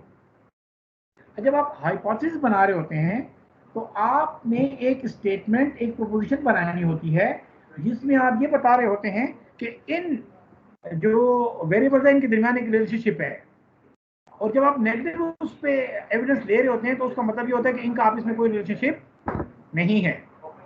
बात समझ आ रही है? Yes sir. Yes, sir. मतलब ये है कि आप टेस्ट कर रहे होते हैं कि इन दोनों के दरमियान रिलेशनशिप है कि नहीं है। तो नल हाइपोथेसिस का मतलब है कि इन दोनों के दरमियान रिलेशनशिप नहीं है, इनके दरमियान कोई रिलेशनशिप नहीं है। तो दोनों एस्पेक्ट से देखना है कि जो जो वेरिएबल्स हैं क्या इनका आपस में रिलेशनशिप है या नहीं है। और नल हाइपोथेसिस को हम H0 कहते हैं। एग्जांपल अभी दिखाता हूं आपको।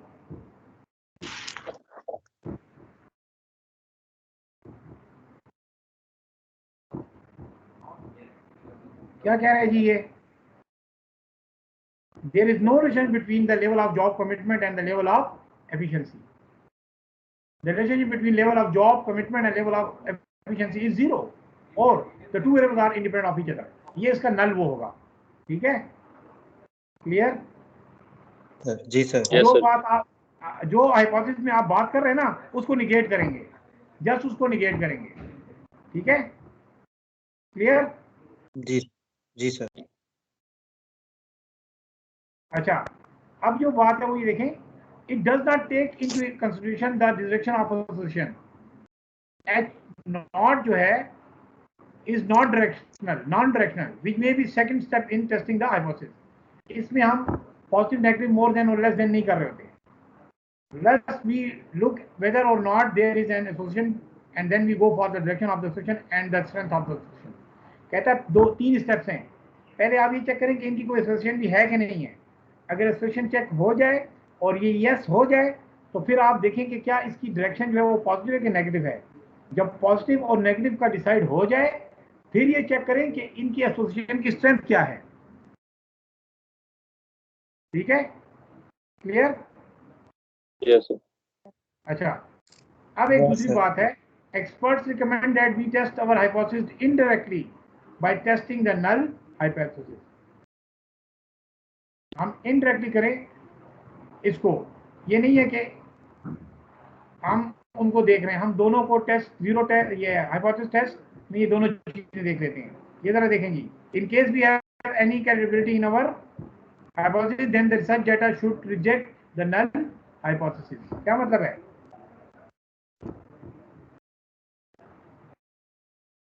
Then अब कहते हैं अगर आपकी क्रेडिबिलिटी है in our hypothesis then the research data should reject the null hypothesis. भाई आसान सी बात है, अगर हमारा हाइपोथेसिस ठीक हुआ पूरा तो नल को क्या कर देगा, रिजेक्ट कर देगा ना।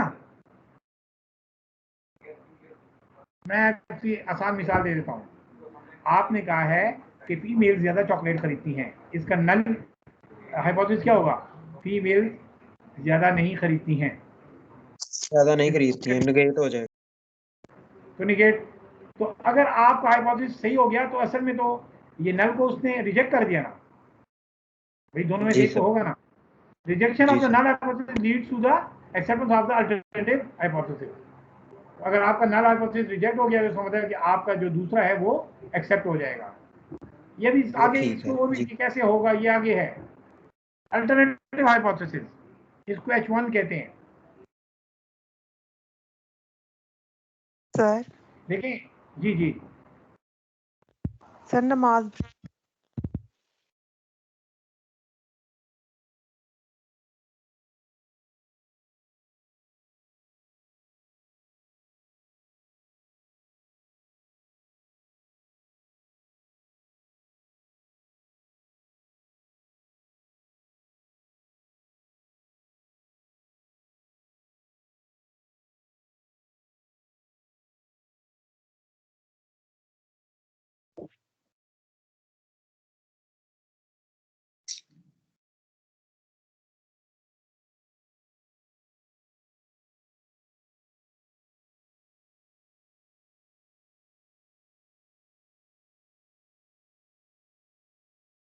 सर की आवाज आ रही है किसी को? नहीं आ रही।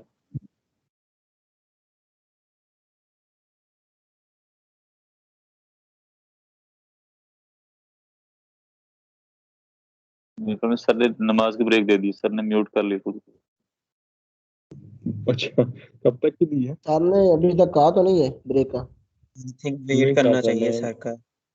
हम्म।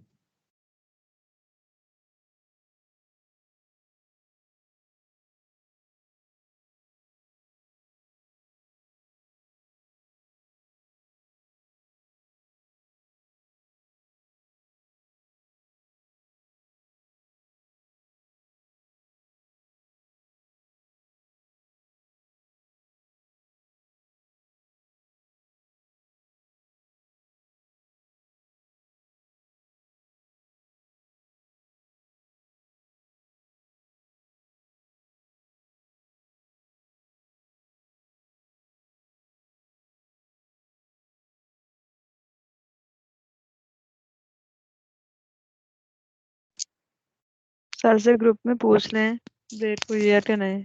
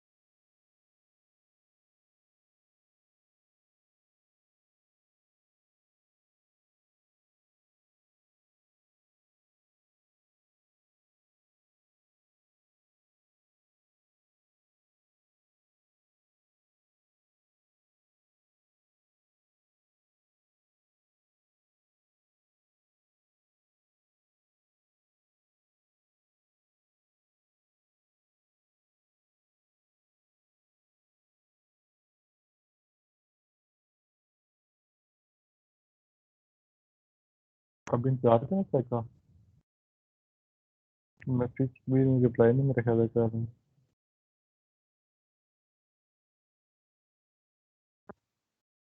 हेलो कोई है?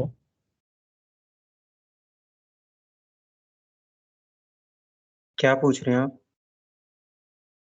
सर का वेट करें अभी के सर break है? सर ने ब्रेक दिया? नहीं, अभी कुछ सर ने बताया नहीं है, सो हमें वेट ही करना चाहिए। कोई अचानक प्रॉब्लम भी हो सर सकता है, अचानक से म्यूट हो गई। सर की लाइट कोई तो फुल हो इंटरनेट का प्रॉब्लम भी हो सकता है। मैंने ग्रुप में मैसेज किया है, सर का रिप्लाई नहीं आया, तो हमें वेट करना चाहिए। गई। सर का नेट चला गया होगा। थोड़ा सा हौसला कर ले सर, अभी 29 स्लाइड पर आए और 76 है, जरा सर को ब्रेक करने दें अभी। अभी सर ने ब्रेक पहले दी नहीं थी? नहीं वो नहीं, कब? नहीं, 4 से 1 बजे स्टार्ट हुई है। ये सही है। नुकसान होता है लेट क्लास ज्वाइन करने का।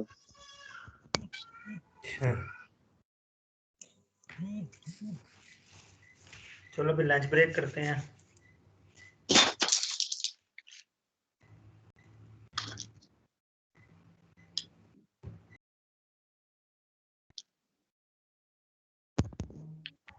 सब समझ आ रही थी सर की।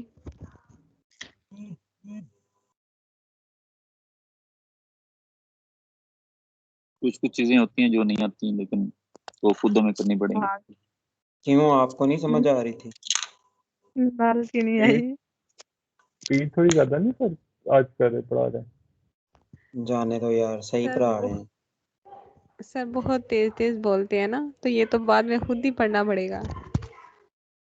नहीं, सर बेसिकली कंसेप्ट देते हैं, तो आपने इसको अंडरस्टैंड तो खुद ही करना है बाद में पढ़ के। सर को पता है ना हम सर उसके को पता है हैं। हमारी क्लास में बहुत इंटेलिजेंट जीनियस स्टूडेंट्स हैं, तो इसलिए सर जरा स्पीड पकड़ रहे हैं। बिल्कुल। सर ने नहीं, बहुत सारा मेरा नहीं काम भी तो ख्याल देना है। नहीं नहीं नहीं, मेरा नहीं ख्याल, मेरा ख्याल है सर का मेथड ही ये है पढ़ाने का।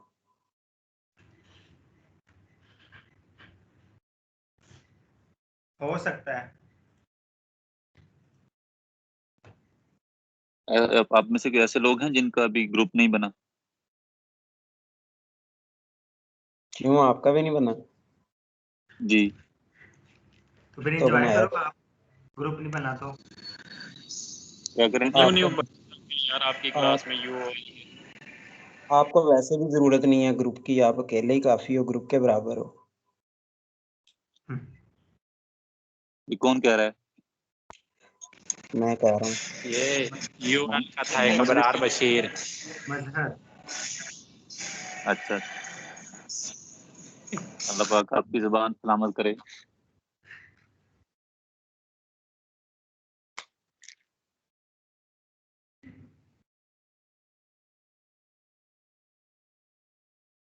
यार सर से रिक्वेस्ट करेंगे ये मॉक एग्जाम थोड़े से कम कर दें। सर तो मॉक ही दे जा रहे हैं।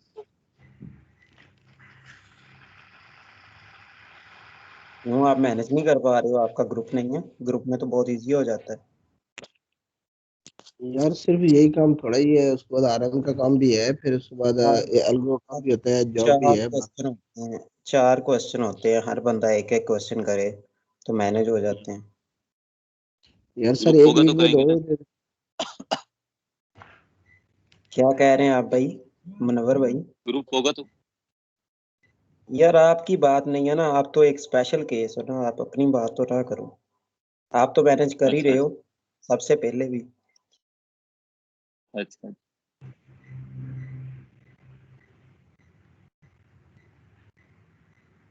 वैसे सर पढ़ा क्या रहे हैं? ये तो हमें भी नहीं वाह, पता क्या पढ़ा रहे हैं। कोई आइडिया? ये हमारा हमें चेक कर रहे हो? पता के पता आपको सारा ही है अली भाई। मैं तो कम से कम जानता हूँ आप मैं क्लास नहीं ले रहा। क्या कर रहे हो, फिर ऑनलाइन क्यों? मैं ऑफिस में बैठा हूँ अटेंडेंस के लिए। ऑफिस में बैठे हो? हम्म। अच्छी बात है। इसका मतलब है दोनों साइड पे ही फोकस नहीं है, ना ऑफिस पे ना क्लास पे। नहीं, फोकस दोनों साइड पे है। अच्छा, तो फिर मतलब पता पता होना नहीं है चाहिए क्या क्या हो कर रहा है। रहे हैं।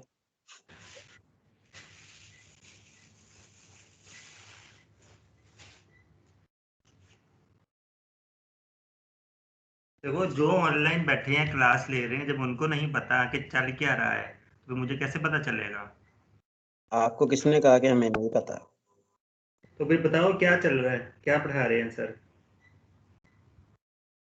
आपने कोई प्राइज रखा है इस पे? फिर बताता हूँ। पिछली क्या चीज? पिछली पिछली ट्रीट्स वैसे ही पेंडिंग है आपकी तरफ, अब नया खाता लाजमी खुलवाना है। हाँ, कोई नहीं, अब थीसिस ही होगा जब भी होगा।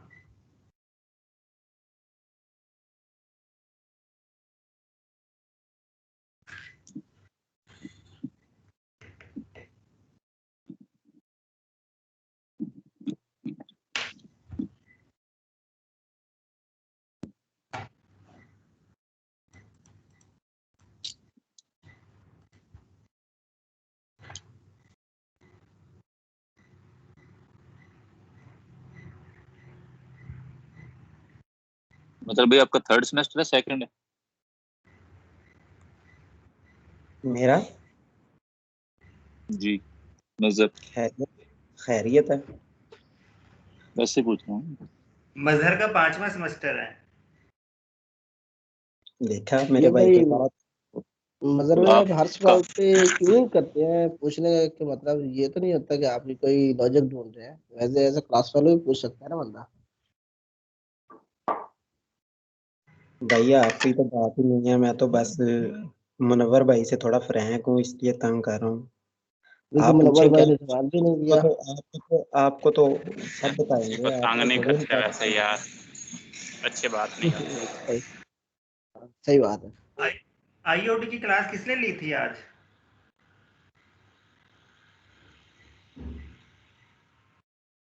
किसी की थी आईओटी की?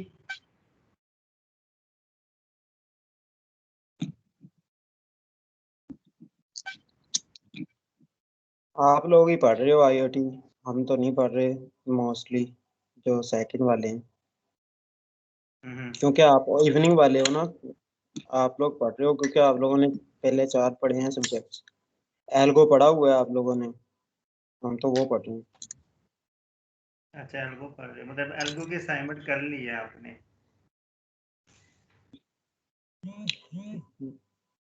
आप मेरे भाई हो तो आपके होते हुए आपको पता ही है कि ये हो सकता है कि असाइनमेंट ना की हो, कर ली है। कर ली, लाओ पे सेंड करो।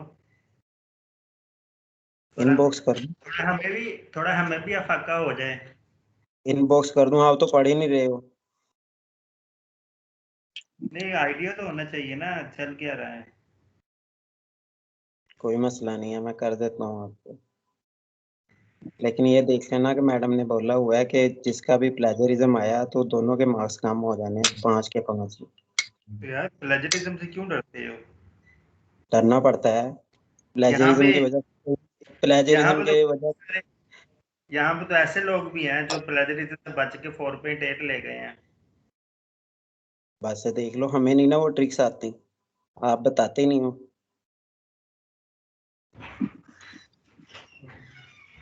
फोन आया? फोन किया मैंने, उठाया नहीं। बिजी होंगे फिर कहाँ सॉरी? चल रही है ब्रेक, सर गैप हो गए। निशान कितने?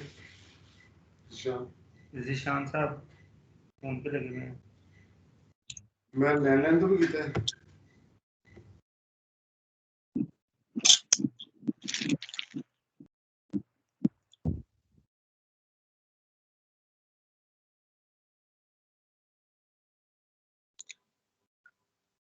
अली भाई बिजी हो गए हो?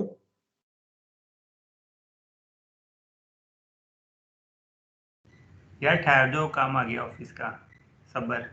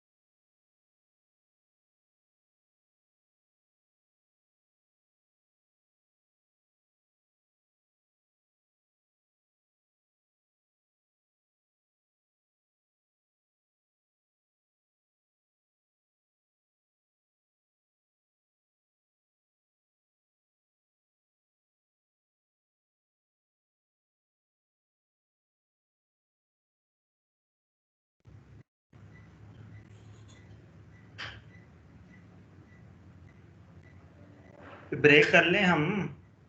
सीआर कौन है इस ग्रुप का, क्लास का? यार तो आ नहीं आप रहे, ही है। छुट्टी करने अब टाइम तो रह नहीं गया। यार सीआर है, सीआर के जिम्मे ये फोन सेशन किसने कराया हुआ है? ये तो मोहम्मद अली फाइनली नहीं आप हुआ। किसी याद हो?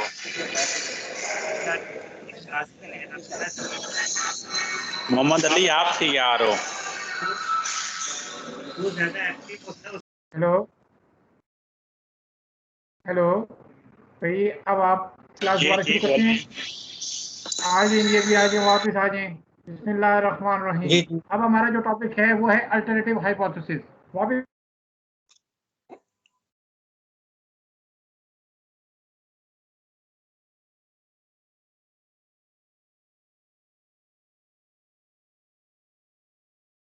सर आपकी आवाज नहीं आ रही।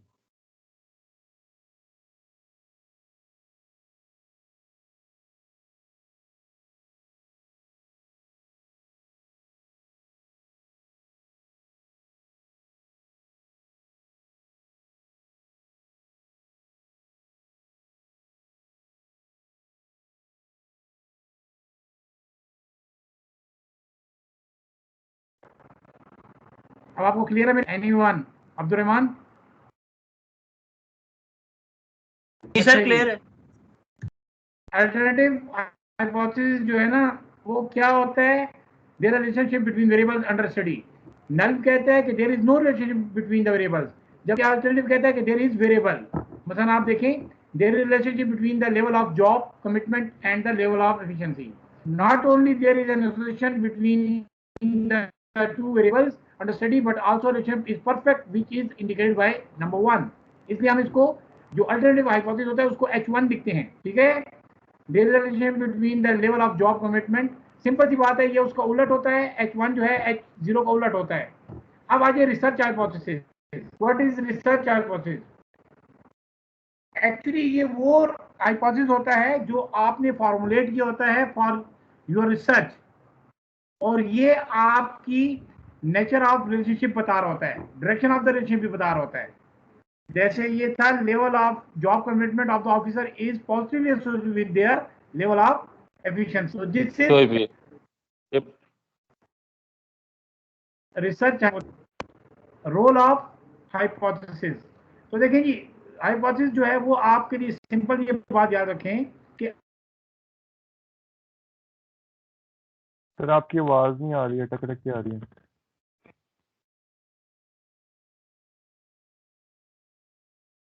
मुझे आवाज नहीं आ रही है, बाकियों को भी नहीं आ रही।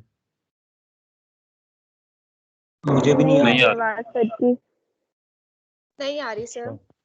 और अल्टरनेटिव हाइपोथेसिस मैंने पढ़ाया है या मुझे नहीं समझ आया, बिल्कुल भी गुजर के ऊपर से।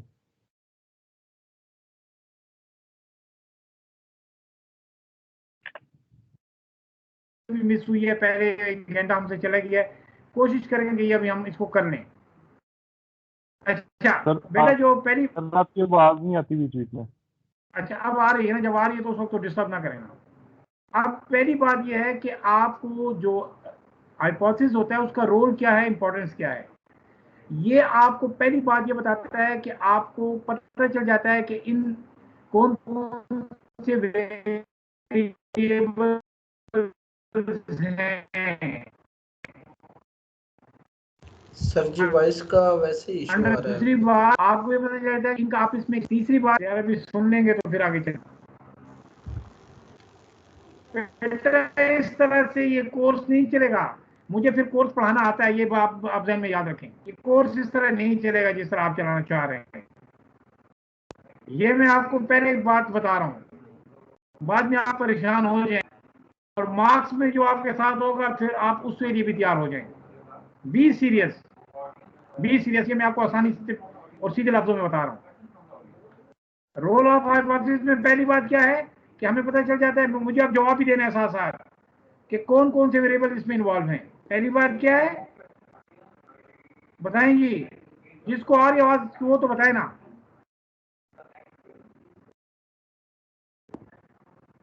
जी, किसी को मेरी आवाज नहीं आ रही? अब्दुल रहमान आपको आ रही है? बेटा जो मैं पूछ रहा हूँ उसका जवाब देना, मुझे तो ना बताया ब्रेक हो रही है। मैं ये पूछ रहा हूँ कि हाइपोथेसिस की क्या इंपॉर्टेंस है। पहली बात ये पता लगती है कि इसमें कौन कौन से वेरिएबल इन्वॉल्व हैं, दूसरा इनका क्या रिलेशनशिप है, तीसरी क्या है कि इनकी डायरेक्शन क्या है, चौथी ये है कि इनकी स्ट्रेंथ। बात समझ आ गई? Yes sir. Yes sir. बेटा मैं आप लोगों के फायदे के लिए पढ़ाता हूँ, मैं ये अपना कोई इसमें वो नहीं है। नहीं पढ़ेंगे तो नुकसान में रहेंगे, ना आपसे रिसर्च होगी ना आप रिसर्च समझ सकेंगे। अब आ जाइए, एक टेस्टेबल जो हाइपोथेसिस होता है उसको क्या क्या कैरेक्टरिस्टिक्स होनी चाहिए। It must be clear, conceptually clear होना चाहिए, क्लियरली डिफाइन करना चाहिए। Other should have empirical reference, उसमें एम्पेरिकल रियलिटीज होनी चाहिए, लॉजिकली आपने उसको बनाया हो, हर चीज जो है ना उसमें क्लियरली हो। ठीक है, ये बात यार ये दोबारा फोन इसमें आ गया।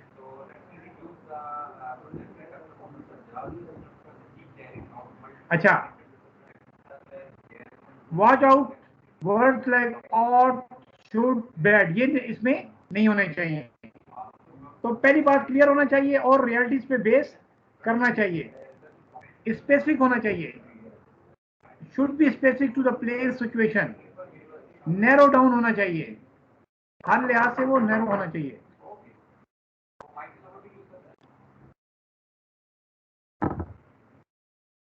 अच्छा, मतलब है आपने ग्लोबल उसको यूज नहीं करना, उसको जितना ही मतलब फर्क कीजिए कि हम कहते हैं कि टीन एजर्स की हमने बात की थी, तो टीन एजर्स में भी आप देख रहे हैं कि आप कहते हैं जी टीन एजर वो जो पंजाब में है, यूनिवर्सिटी जो रिफा के हैं, तो आप जो भी उसका रिलेशनशिप बना रहे हैं, hypothesis must be specific not generalized, ताकि हम उसको आसानी से टेस्ट कर सकें। ठीक है, देखें मतलब ये इन्होंने कहा है कि आपके फैक्टर्स जो हैं वो आपको क्लियर पता होना चाहिए कौन से फैक्टर्स हैं। तो फैक्टर्स जो हैं वो स्पेसिफिक होने चाहिए। फैक्टर्स क्या होने चाहिए, क्या होने चाहिए, स्पेसिफिक होने। हमेशा जब आप रिसर्च बनाएं या हाइपोथेसिस बनाएं तो वो स्पेसिफिक होने चाहिए, क्लियर होने चाहिए।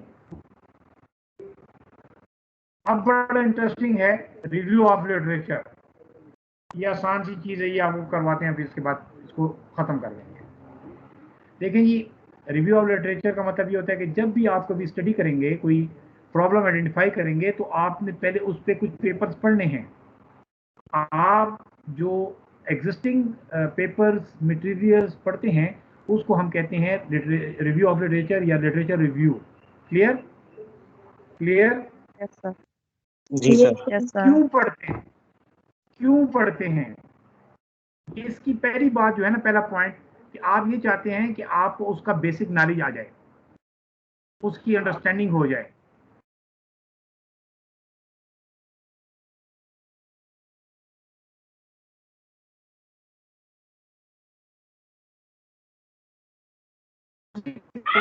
आपको ये पता चल कि लोग किस काम कर रहे हैं, क्या काम होता है, तीसरी बात को आप समराइज कर लें। जो चीज होती है आप उसमें ये भी देख लेते हैं कि अभी तक जो काम हुआ है उसके अंदर कहाँ वीकनेसेस हैं, कहाँ वीकनेसेस हैं, कहाँ शॉर्टकमिंग्स हैं, कहाँ गैप्स हैं। आप अपने लिए मजीद कुछ वेरिएबल डिफाइन कर लेते हैं कि हम क्यों किस एस्पेक्ट से हम इसमें काम कर सकते हैं। अब आपके पास टाइप्स ऑफ रिव्यूज होते हैं, सेल्फ स्टडी रिव्यूज हैं और एक होते हैं सेल्फ स्टडी।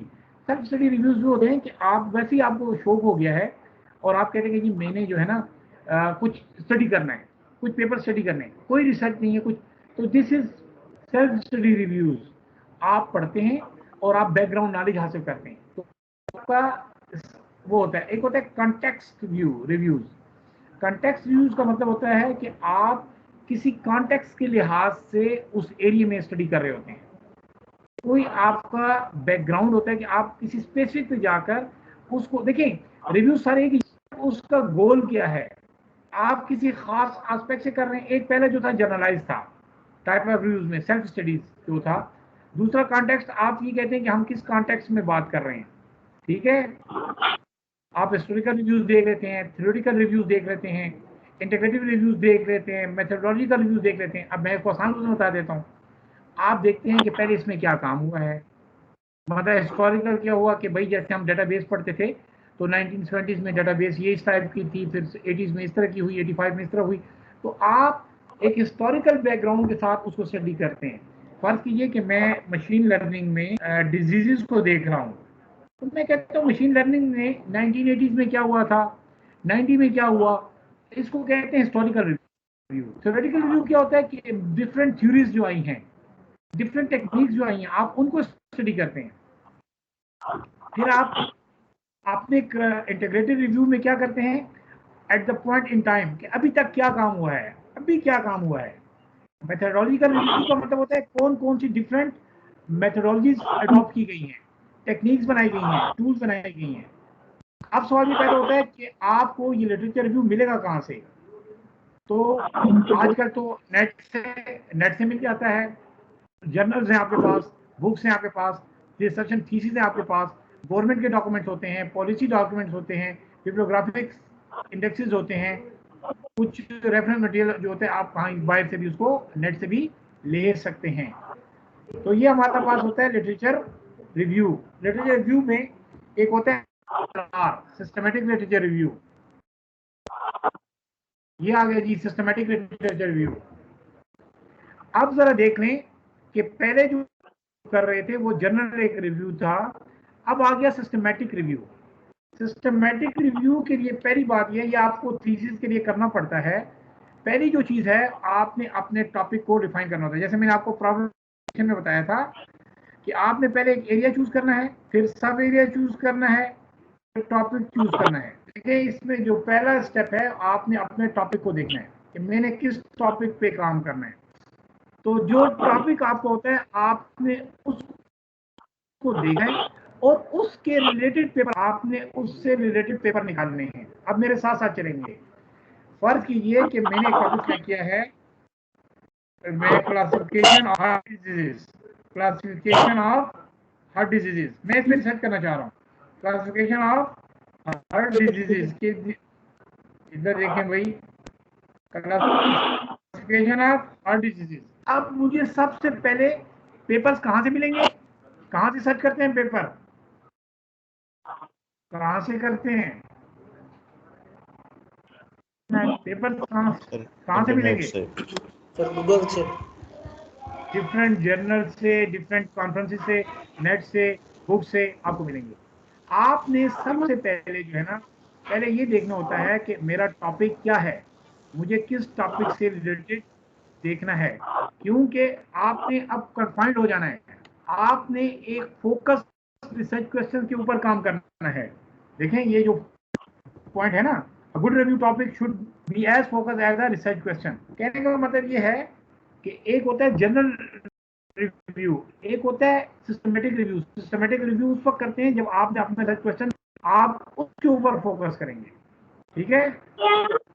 अब दूसरी चीज, सबसे पहली चीज है कि आपको भाई ये म्यूट कर दें, अल्लाह के बंदो म्यूट कर दें, म्यूट कर दें।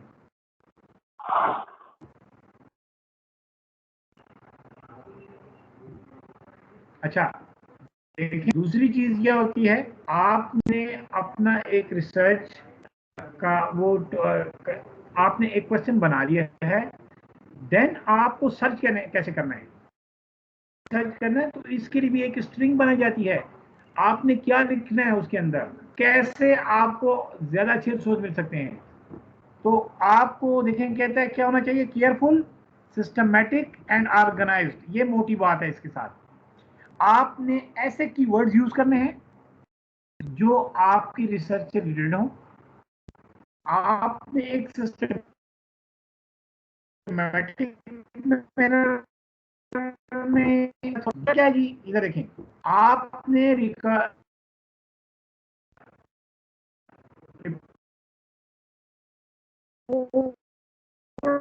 कहाँ से लेनी है, कहाँ से आपको मिलेगा। तो पहली बात ये कि आप अच्छे अटेंड की थी आर्टिकल्स वहां लेने बाद, और ये जरा नोट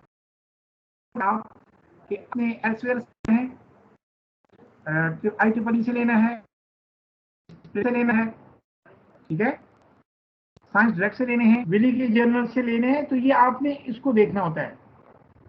दूसरा आपने उसमें एक्सट्रैक्ट को देखना होता है। देखें, आप कहीं से भी सर्च कर रहे हैं ना, लेकिन आपने किस तरह करना होता है, organize computerize searches in several ways. By author आप कोई सर्च कर सकते हैं, बाय आर्टिकल टाइटल कर सकते हैं, बाय सब्जेक्ट कर सकते हैं, बाय की। इनिशियली हम बाय कीवर्ड से करते हैं। इनिशियली हम किससे करते हैं, किससे करते हैं,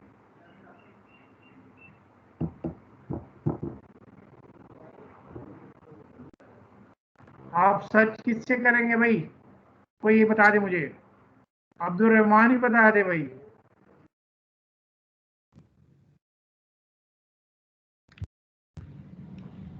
जी सर। मैंने कहा है कि आप जब पहले सर्च करेंगे तो आप कीवर्ड से करेंगे, ठीक है। आपको देखें वही बात है, टाइटल वगैरह के साथ देखना होता है, और आपकी जो 6 to 8 कीवर्ड्स होने चाहिए सर्चेज में। आप 6 to 8 वर्ड कीवर्ड, बेटा ये तो गूगल जो आप करते हैं मैं वो बता रहा हूँ, गूगल कैसे किया जाता है। अलग के बंदो, इसमें क्या मुश्किल चीज़ है, गूगल कैसे किया जाए जो आप रोजाना करते हैं। आप बुक से कर सकते हैं, ठीक है, आप जो है डिसर्शन से कर सकते हैं, थीसिस जिसे कहते हैं। आप और कहाँ से, गवर्नमेंट के डॉक्यूमेंट जो भी अब मैं बता के वही चीज़ें बेटा, उसको आगे हम एक्सप्लेन कर रहे हैं। कोई आप रिपोर्ट, तो इन सब चीज़ों से आप वहाँ से पेपर्स या मटेरियल सर्च कर सकते हैं। तो कोई मुझे बताएगा कहाँ कहाँ से सर्च करते हैं, कहाँ से करेंगे? बुक से, गवर्नमेंट के डॉक्यूमेंट्स से। पहले जर्नल से करेंगे, जर्नल के पेपर्स, हाई क्वालिटी कॉन्फ्रेंस के पेपर्स, बुक्स से करेंगे। इसके अलावा हम गवर्नमेंट के जो डॉक्यूमेंट्स हैं उनसे करेंगे, ठीक है। डिसर्शन से लेंगे, डिसर्शन जो थीसिस हैं, MS के लिए आप PhD के थीसिस देखा करें, MS के मत देखा करें, ठीक है। जी अब सर। इस रिव्यू को लिखते कैसे हैं, एक मोटी बात, ये जरा सारे लोग पे नोटबुक और पेन रखने अपने पास, मैं मोटी मोटी कुछ बातें बता रहा हूँ, इसको नोट करें। शाबाश।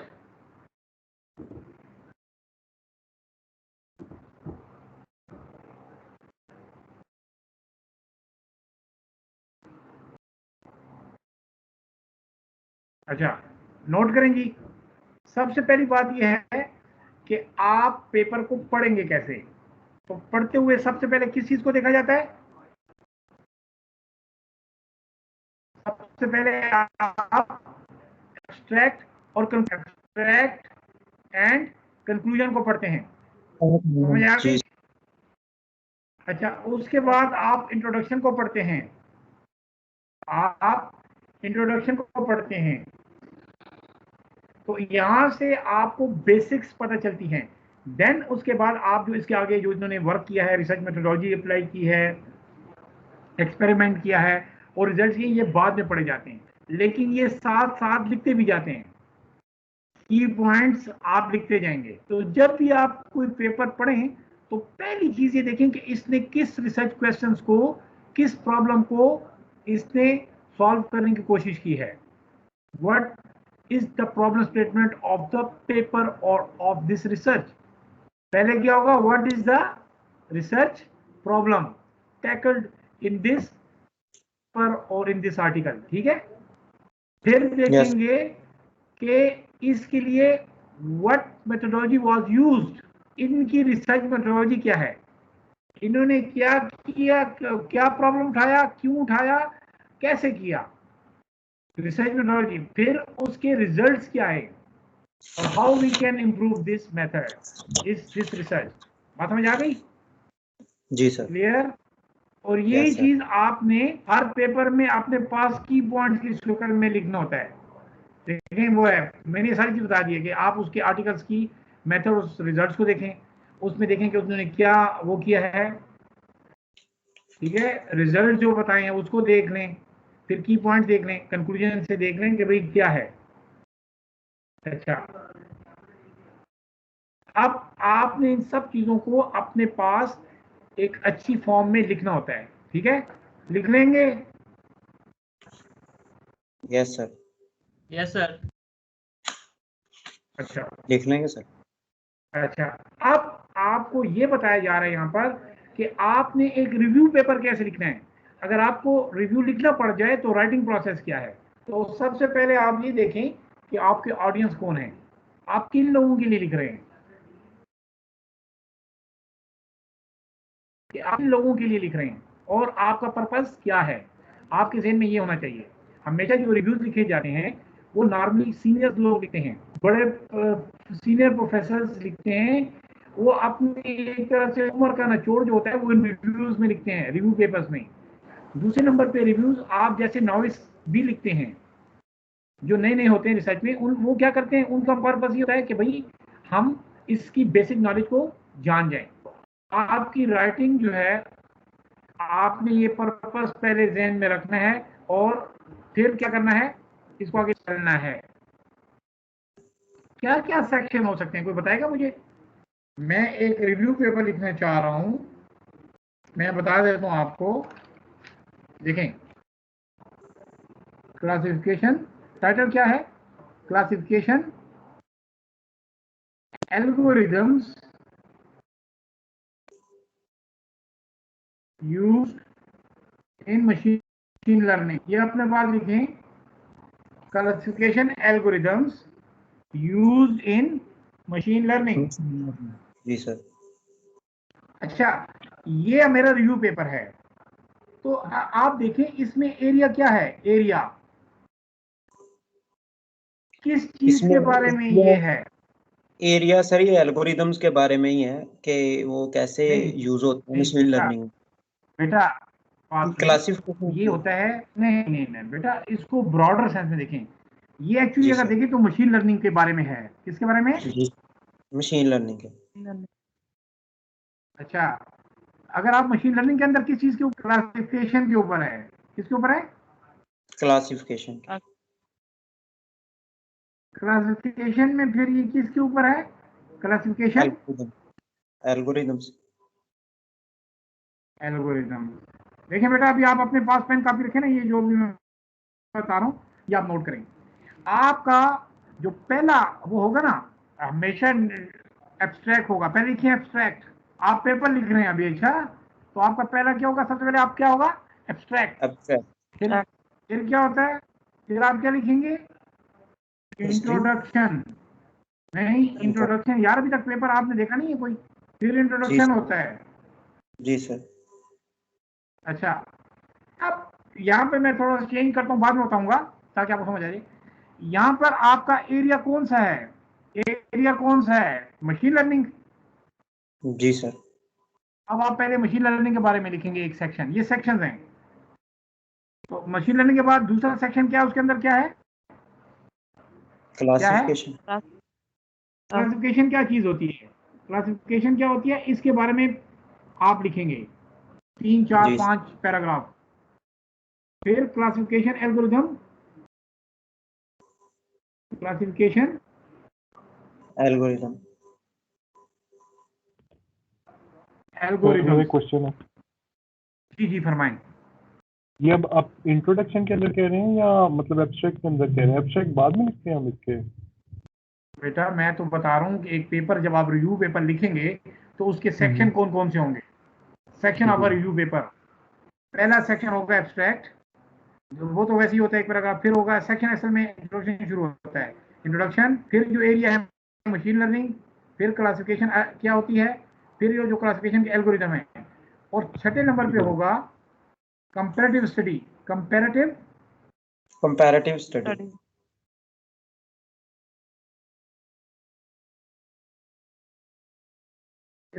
एल्गोरिथम। ये जितने एल्गोरिथम 4 5 है ना, इनको आप कंपेयर करेंगे, ठीक है। जी जी सर। फिर आप कंक्लूजन एंड फ्यूचर वर्क लिखेंगे, कंक्लूजन एंड फ्यूचर वर्क। ये आपके पास 7 बन गए, एक एब्स्ट्रैक्ट और 6 सेक्शंस, ठीक है। जी सर। अच्छा, अभी हम कुछ और देखते हैं, जरा एक और चीज को नोट करते हैं, tools for data science. Tools for data science. Data science, ये आपका सर आपकी स्क्रीन जो है ना वो स्टिल नजर आ रही है, इसमें तो स्लाइड्स आ रही हैं। मैं तो अभी स्लाइड से नहीं पढ़ा रहा, मैं तो खुद बोल रहा हूँ। जी जी सामने सर। से स्लाइड नजर आ रही है। बेटा मैं स्लाइड्स पे तो नहीं पढ़ा रहा अभी, मैं तो सिर्फ आपको पॉइंट दिखा रहा हूँ। मैंने कहा था पेन कापी रखने पास। जी सर वो तो नोट किए हैं, लेकिन मैं कह रहा हूँ आपकी स्क्रीन जो है उसमें स्लाइड नजर आ रही है सामने। तो ठीक है ना, स्लाइड नजर आए ना, और क्या बात है। मैं तो अल्लाह के बंदे, मैं बोल रहा हूँ, आप मैं जो बोल रहा हूँ वो लिखो, स्लाइड को छोड़ दो। आपके पास अब ये आपको ये लिखना है, एक review paper, tools for data science. लिखिए अपने पास टूल्स फॉर डेटा साइंस। जी सर लिख लिया। टूल्स फॉर, अच्छा बेटा डेटा साइंस। अब आपने पहले तो एब्स्ट्रैक्ट लिखना है ना, समझ आ गई। हमेशा पहले एब्स्ट्रैक्ट लिखना है, फिर जी इंट्रो सर। लिखना है। जी सर फिर इंट्रोडक्शन। अब इसके बाद कौन सा सेक्शन होगा आपके ख्याल में? इसके बाद सर सेक्शन होगा डेटा साइंस के मतलब। डेटा साइंस के मतलब। जी सर। अच्छा चलिए मैं इसको आसान करता हूँ, डेटा एनालिसिस कर देता हूँ। फॉर डेटा एनालिसिस, ठीक है for sir. Data analysis. Analysis. जी अब सर। देखिए डेटा एनालिसिस की जो ऊपर ब्रांच है वो डेटा साइंस। तो पहले आप डेटा साइंस के बारे में लिखेंगे, फिर आप एक जी सेक्शन सर। लिखेंगे data analysis, data analysis. Analysis, जी फिर आप सर। लिखेंगे टूल्स फॉर डेटा एनालिसिस, जी सर। Data analysis. इसके बाद जी अगला सर। सेक्शन होगा कंपैरेटिव स्टडी। जी सर कंपैरेटिव स्टडी। जी sir. Of tools for data of science जो भी है, जी और फिर sir. Conclusion and future work. Future work. जी सर। अब आप सब लोग खुद मुझे लिख के अभी व्हाट्सएप कर, ठीक है। क्या है जी, ये लिखने टाइटल मैं इधर लिख सर देता हूँ आपकी आपके आवाज सामने। कट रही है। सर अच्छा data science, sir data science, data analysis और टूल्स फॉर डेटा एनालिसिस के बाद क्या बोला था आपने? कंपैरेटिव स्टडी ऑफ टूल्स, जो असल काम है, कंपैरेटिव स्टडी ऑफ टूल्स, और फिर कंक्लूजन एंड फ्यूचर वर्क। जी सर लिख लिया।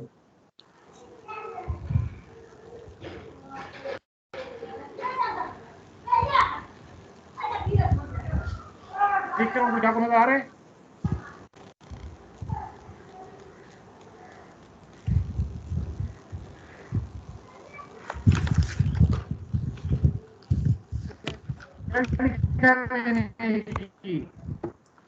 जी स्क्रीन नजर आ रही है मेरी?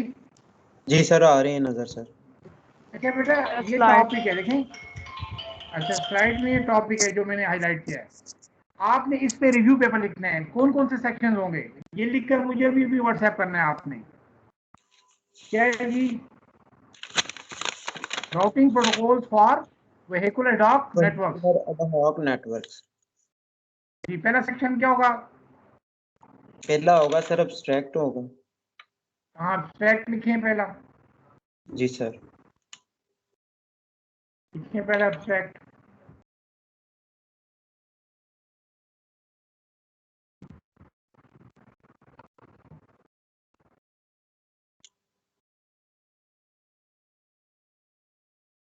पहला हो गया एब्स्ट्रैक्ट। फिर क्या होगा? फिर उसके बाद आएगा इंट्रोडक्शन सर। फिर क्या होगा? फिर उसके बाद सर हम एक पैरा लिखेंगे, एक समरी जो है वहीकुलर एड हॉक नेटवर्क्स के बारे में। अच्छा अगर आप इसको देखते सर हैं तो राउटिंग ये प्रोटोकॉल जाएगा एडहॉक, पहले। नहीं बेटा नहीं, नहीं वो एक बाद मैं में आएगा। समझाना। वो बाद में आएगा सर। राउटिंग देखा है इसमें, अगर आप देखना चाहें ना, एडहॉक नेटवर्क, जी sir ad hoc ad hoc network, vehicle ad hoc network है ना, वो एडहॉक की टाइप्स हैं। फिर आप क्या कर सकते हैं? व्हीकल एडहॉक नेटवर्क, जी सर।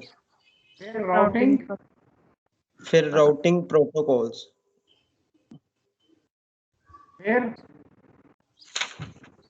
फिर उसके बाद सर हम कंपैरेटिव स्टडी ऑफ लिखेंगे इसकी राउटिंग प्रोटोकॉल्स।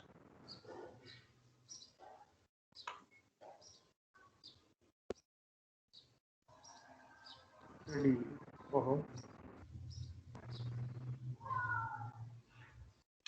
क्या होगा? फिर उसके बाद कंक्लूजन एंड फ्यूचर वर्क होगा सर।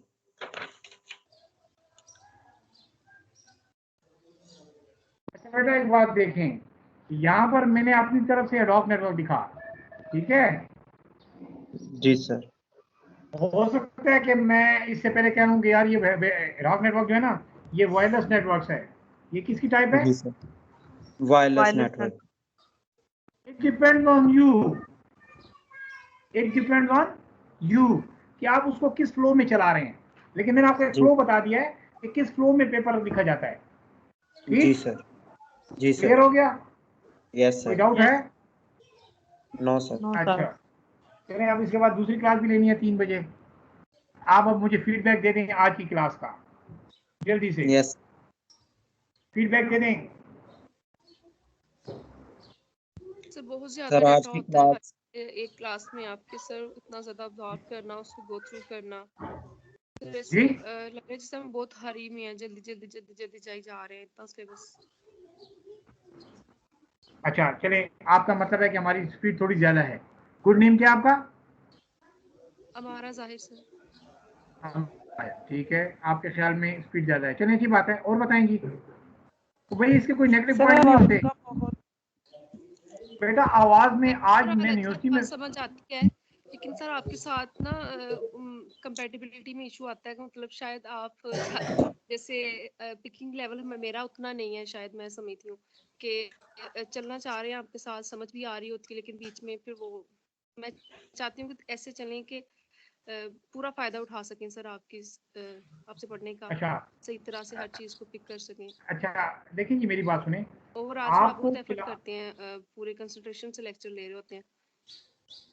नहीं, मेरी बात सुने, जब आपको मैं स्लाइड्स पढ़ा रहा हूँ ना, देखें 2 तरीके हैं। अगर मेरी बात सुने, एक तो है कि मैं स्लाइड्स को जो पॉइंट बाय पॉइंट पढ़ता रहूँ ना, और उसको कभी इंग्लिश में कभी उर्दू में बताता हूँ।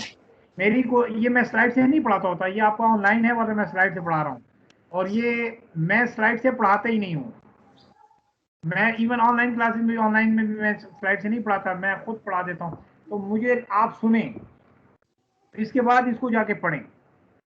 मैं इसके लिए ये बता दूंगा, ये स्लाइड भी ठीक नहीं है। मैं आपको आज एक लिंक शेयर करूंगा, बस आप वहां से पढ़ा करें। ये सब स्लाइड्स वहां से हैं, जी आप सर, वहां सर से आप पढ़ा सिर्फ करें। कॉन्सेप्ट दे दिया करें, चाहे आप बुक से फॉलो कर लें, जरूरी नहीं है कि हमें स्लाइड से चाहिए। मैं बता दूंगा आज आपको ये मसला हल हो जाएगा। आप उसको पढ़ें तो आपको मसला नहीं आएगा। और कोई? Thank you sir. ठीक है, चलिए मैं अभी आपसे, जो मैं आपसे फीडबैक मांगता हूँ ना ग्रुप में, अल्लाह के बंदों मुझे दिया करो, वो आपकी अटेंडेंस होती है। जी सर। मुझे देखिए, मेरी बात सुने, मुझे पॉजिटिव या उसका रिस्पांस नहीं चाहिए, मुझे एक्चुअल रिस्पांस। एक्चुअल रिस्पांस का मतलब क्या होता है कि आपको क्या समझ आ रही है। भाई मैं अपने लिए नहीं पढ़ा रहा, मैं आप लोगों के लिए पढ़ा रहा हूँ। अगर आपको समझ नहीं आ रही तो मेरे पढ़ाने का कोई फायदा नहीं है, ठीक है। जी सर। तो आपको इस पे कोई मार्क्स नहीं कटेंगे। मैंने आपको पर्सनल, ठीक है, तो आप सीधी सीधी बात बताया करें कि सर ये मसला है, ठीक है। Yes sir. सर आपकी लेक्चर के दौरान आवाज बहुत ब्रेक होती है, ये पता करना कि इस मसले से मेरे साथ है या बाकियों के साथ भी है सर? अच्छा वो कर लेते हैं बेटा, वो कर लेते हैं, ठीक है। बहुत ज्यादा था। Yes sir. बेटा मैंने कहा ना कि मैं यूनिवर्सिटी में बैठ के, मेरा घर जो है ना, जहाँ मैं अभी यूनिवर्सिटी के बिल्कुल करीब रहता हूँ, लेकिन मैं अपने घर से इधर आया हूँ कि चलें जो भी मसला हो यूनिवर्सिटी के नेट से हो, हमारे मसले हो, ठीक है। Yes sir. लेक्चर के चलें दौरान जी, आवाज ब्रेक होती है सर, फिर बीच में समझ। कर लेते हैं बेटा, इसका भी कोई सोल्यूशन निकाल लेते हैं। मैं कोशिश करता हूँ, मैं अपने नेट की स्पीड भी देखूँ। पहले तो यूनिवर्सिटी में हूँ, घर से हो तो मैं अपने नेट की स्पीड ठीक कर लूँ और आप अपने नेट की कर लें, ठीक है। यस जी समझ आ गई? सर। सर समझ आ रही, सर समझ सही आ चलिए रही होती है, बस ये आवाज का थोड़ा मसला होता है। आप मेरी असाइनमेंट्स और क्विज़ेस को करें तो फिर आपको इंशाल्लाह इससे ज़्यादा अच्छी समझ आएगी, ठीक है। Clear? Yes sir. Yes sir. चलें जी, यस। अपना बहुत ख्याल रखेंगी। अल्लाह हाफिज़। जिन लोगों थैंक की यू कल सर। की क्लास है फिर अल्लाह उसमें हाफिज मिलता सर। है। अल्लाह हाफिज़। हाफिज। अल्लाह अल्लाह हाफिज। अल्लाह हाफिज़।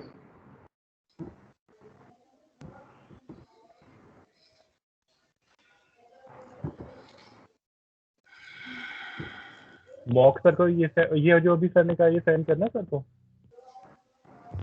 क्या ये जो जो भी सर ने सर ने राउटिंग लिखा है प्रोटोकॉल तो रिव्यू पेपर के बारे में नहीं, राउटिंग प्रोटोकॉल फॉर व्हीकुलर जो अभी लिखवा रिव्यू सर। पेपर किया है, वो रिव्यू पेपर के स्टेप लिखाए हैं, वो कर दें सेंड सर को।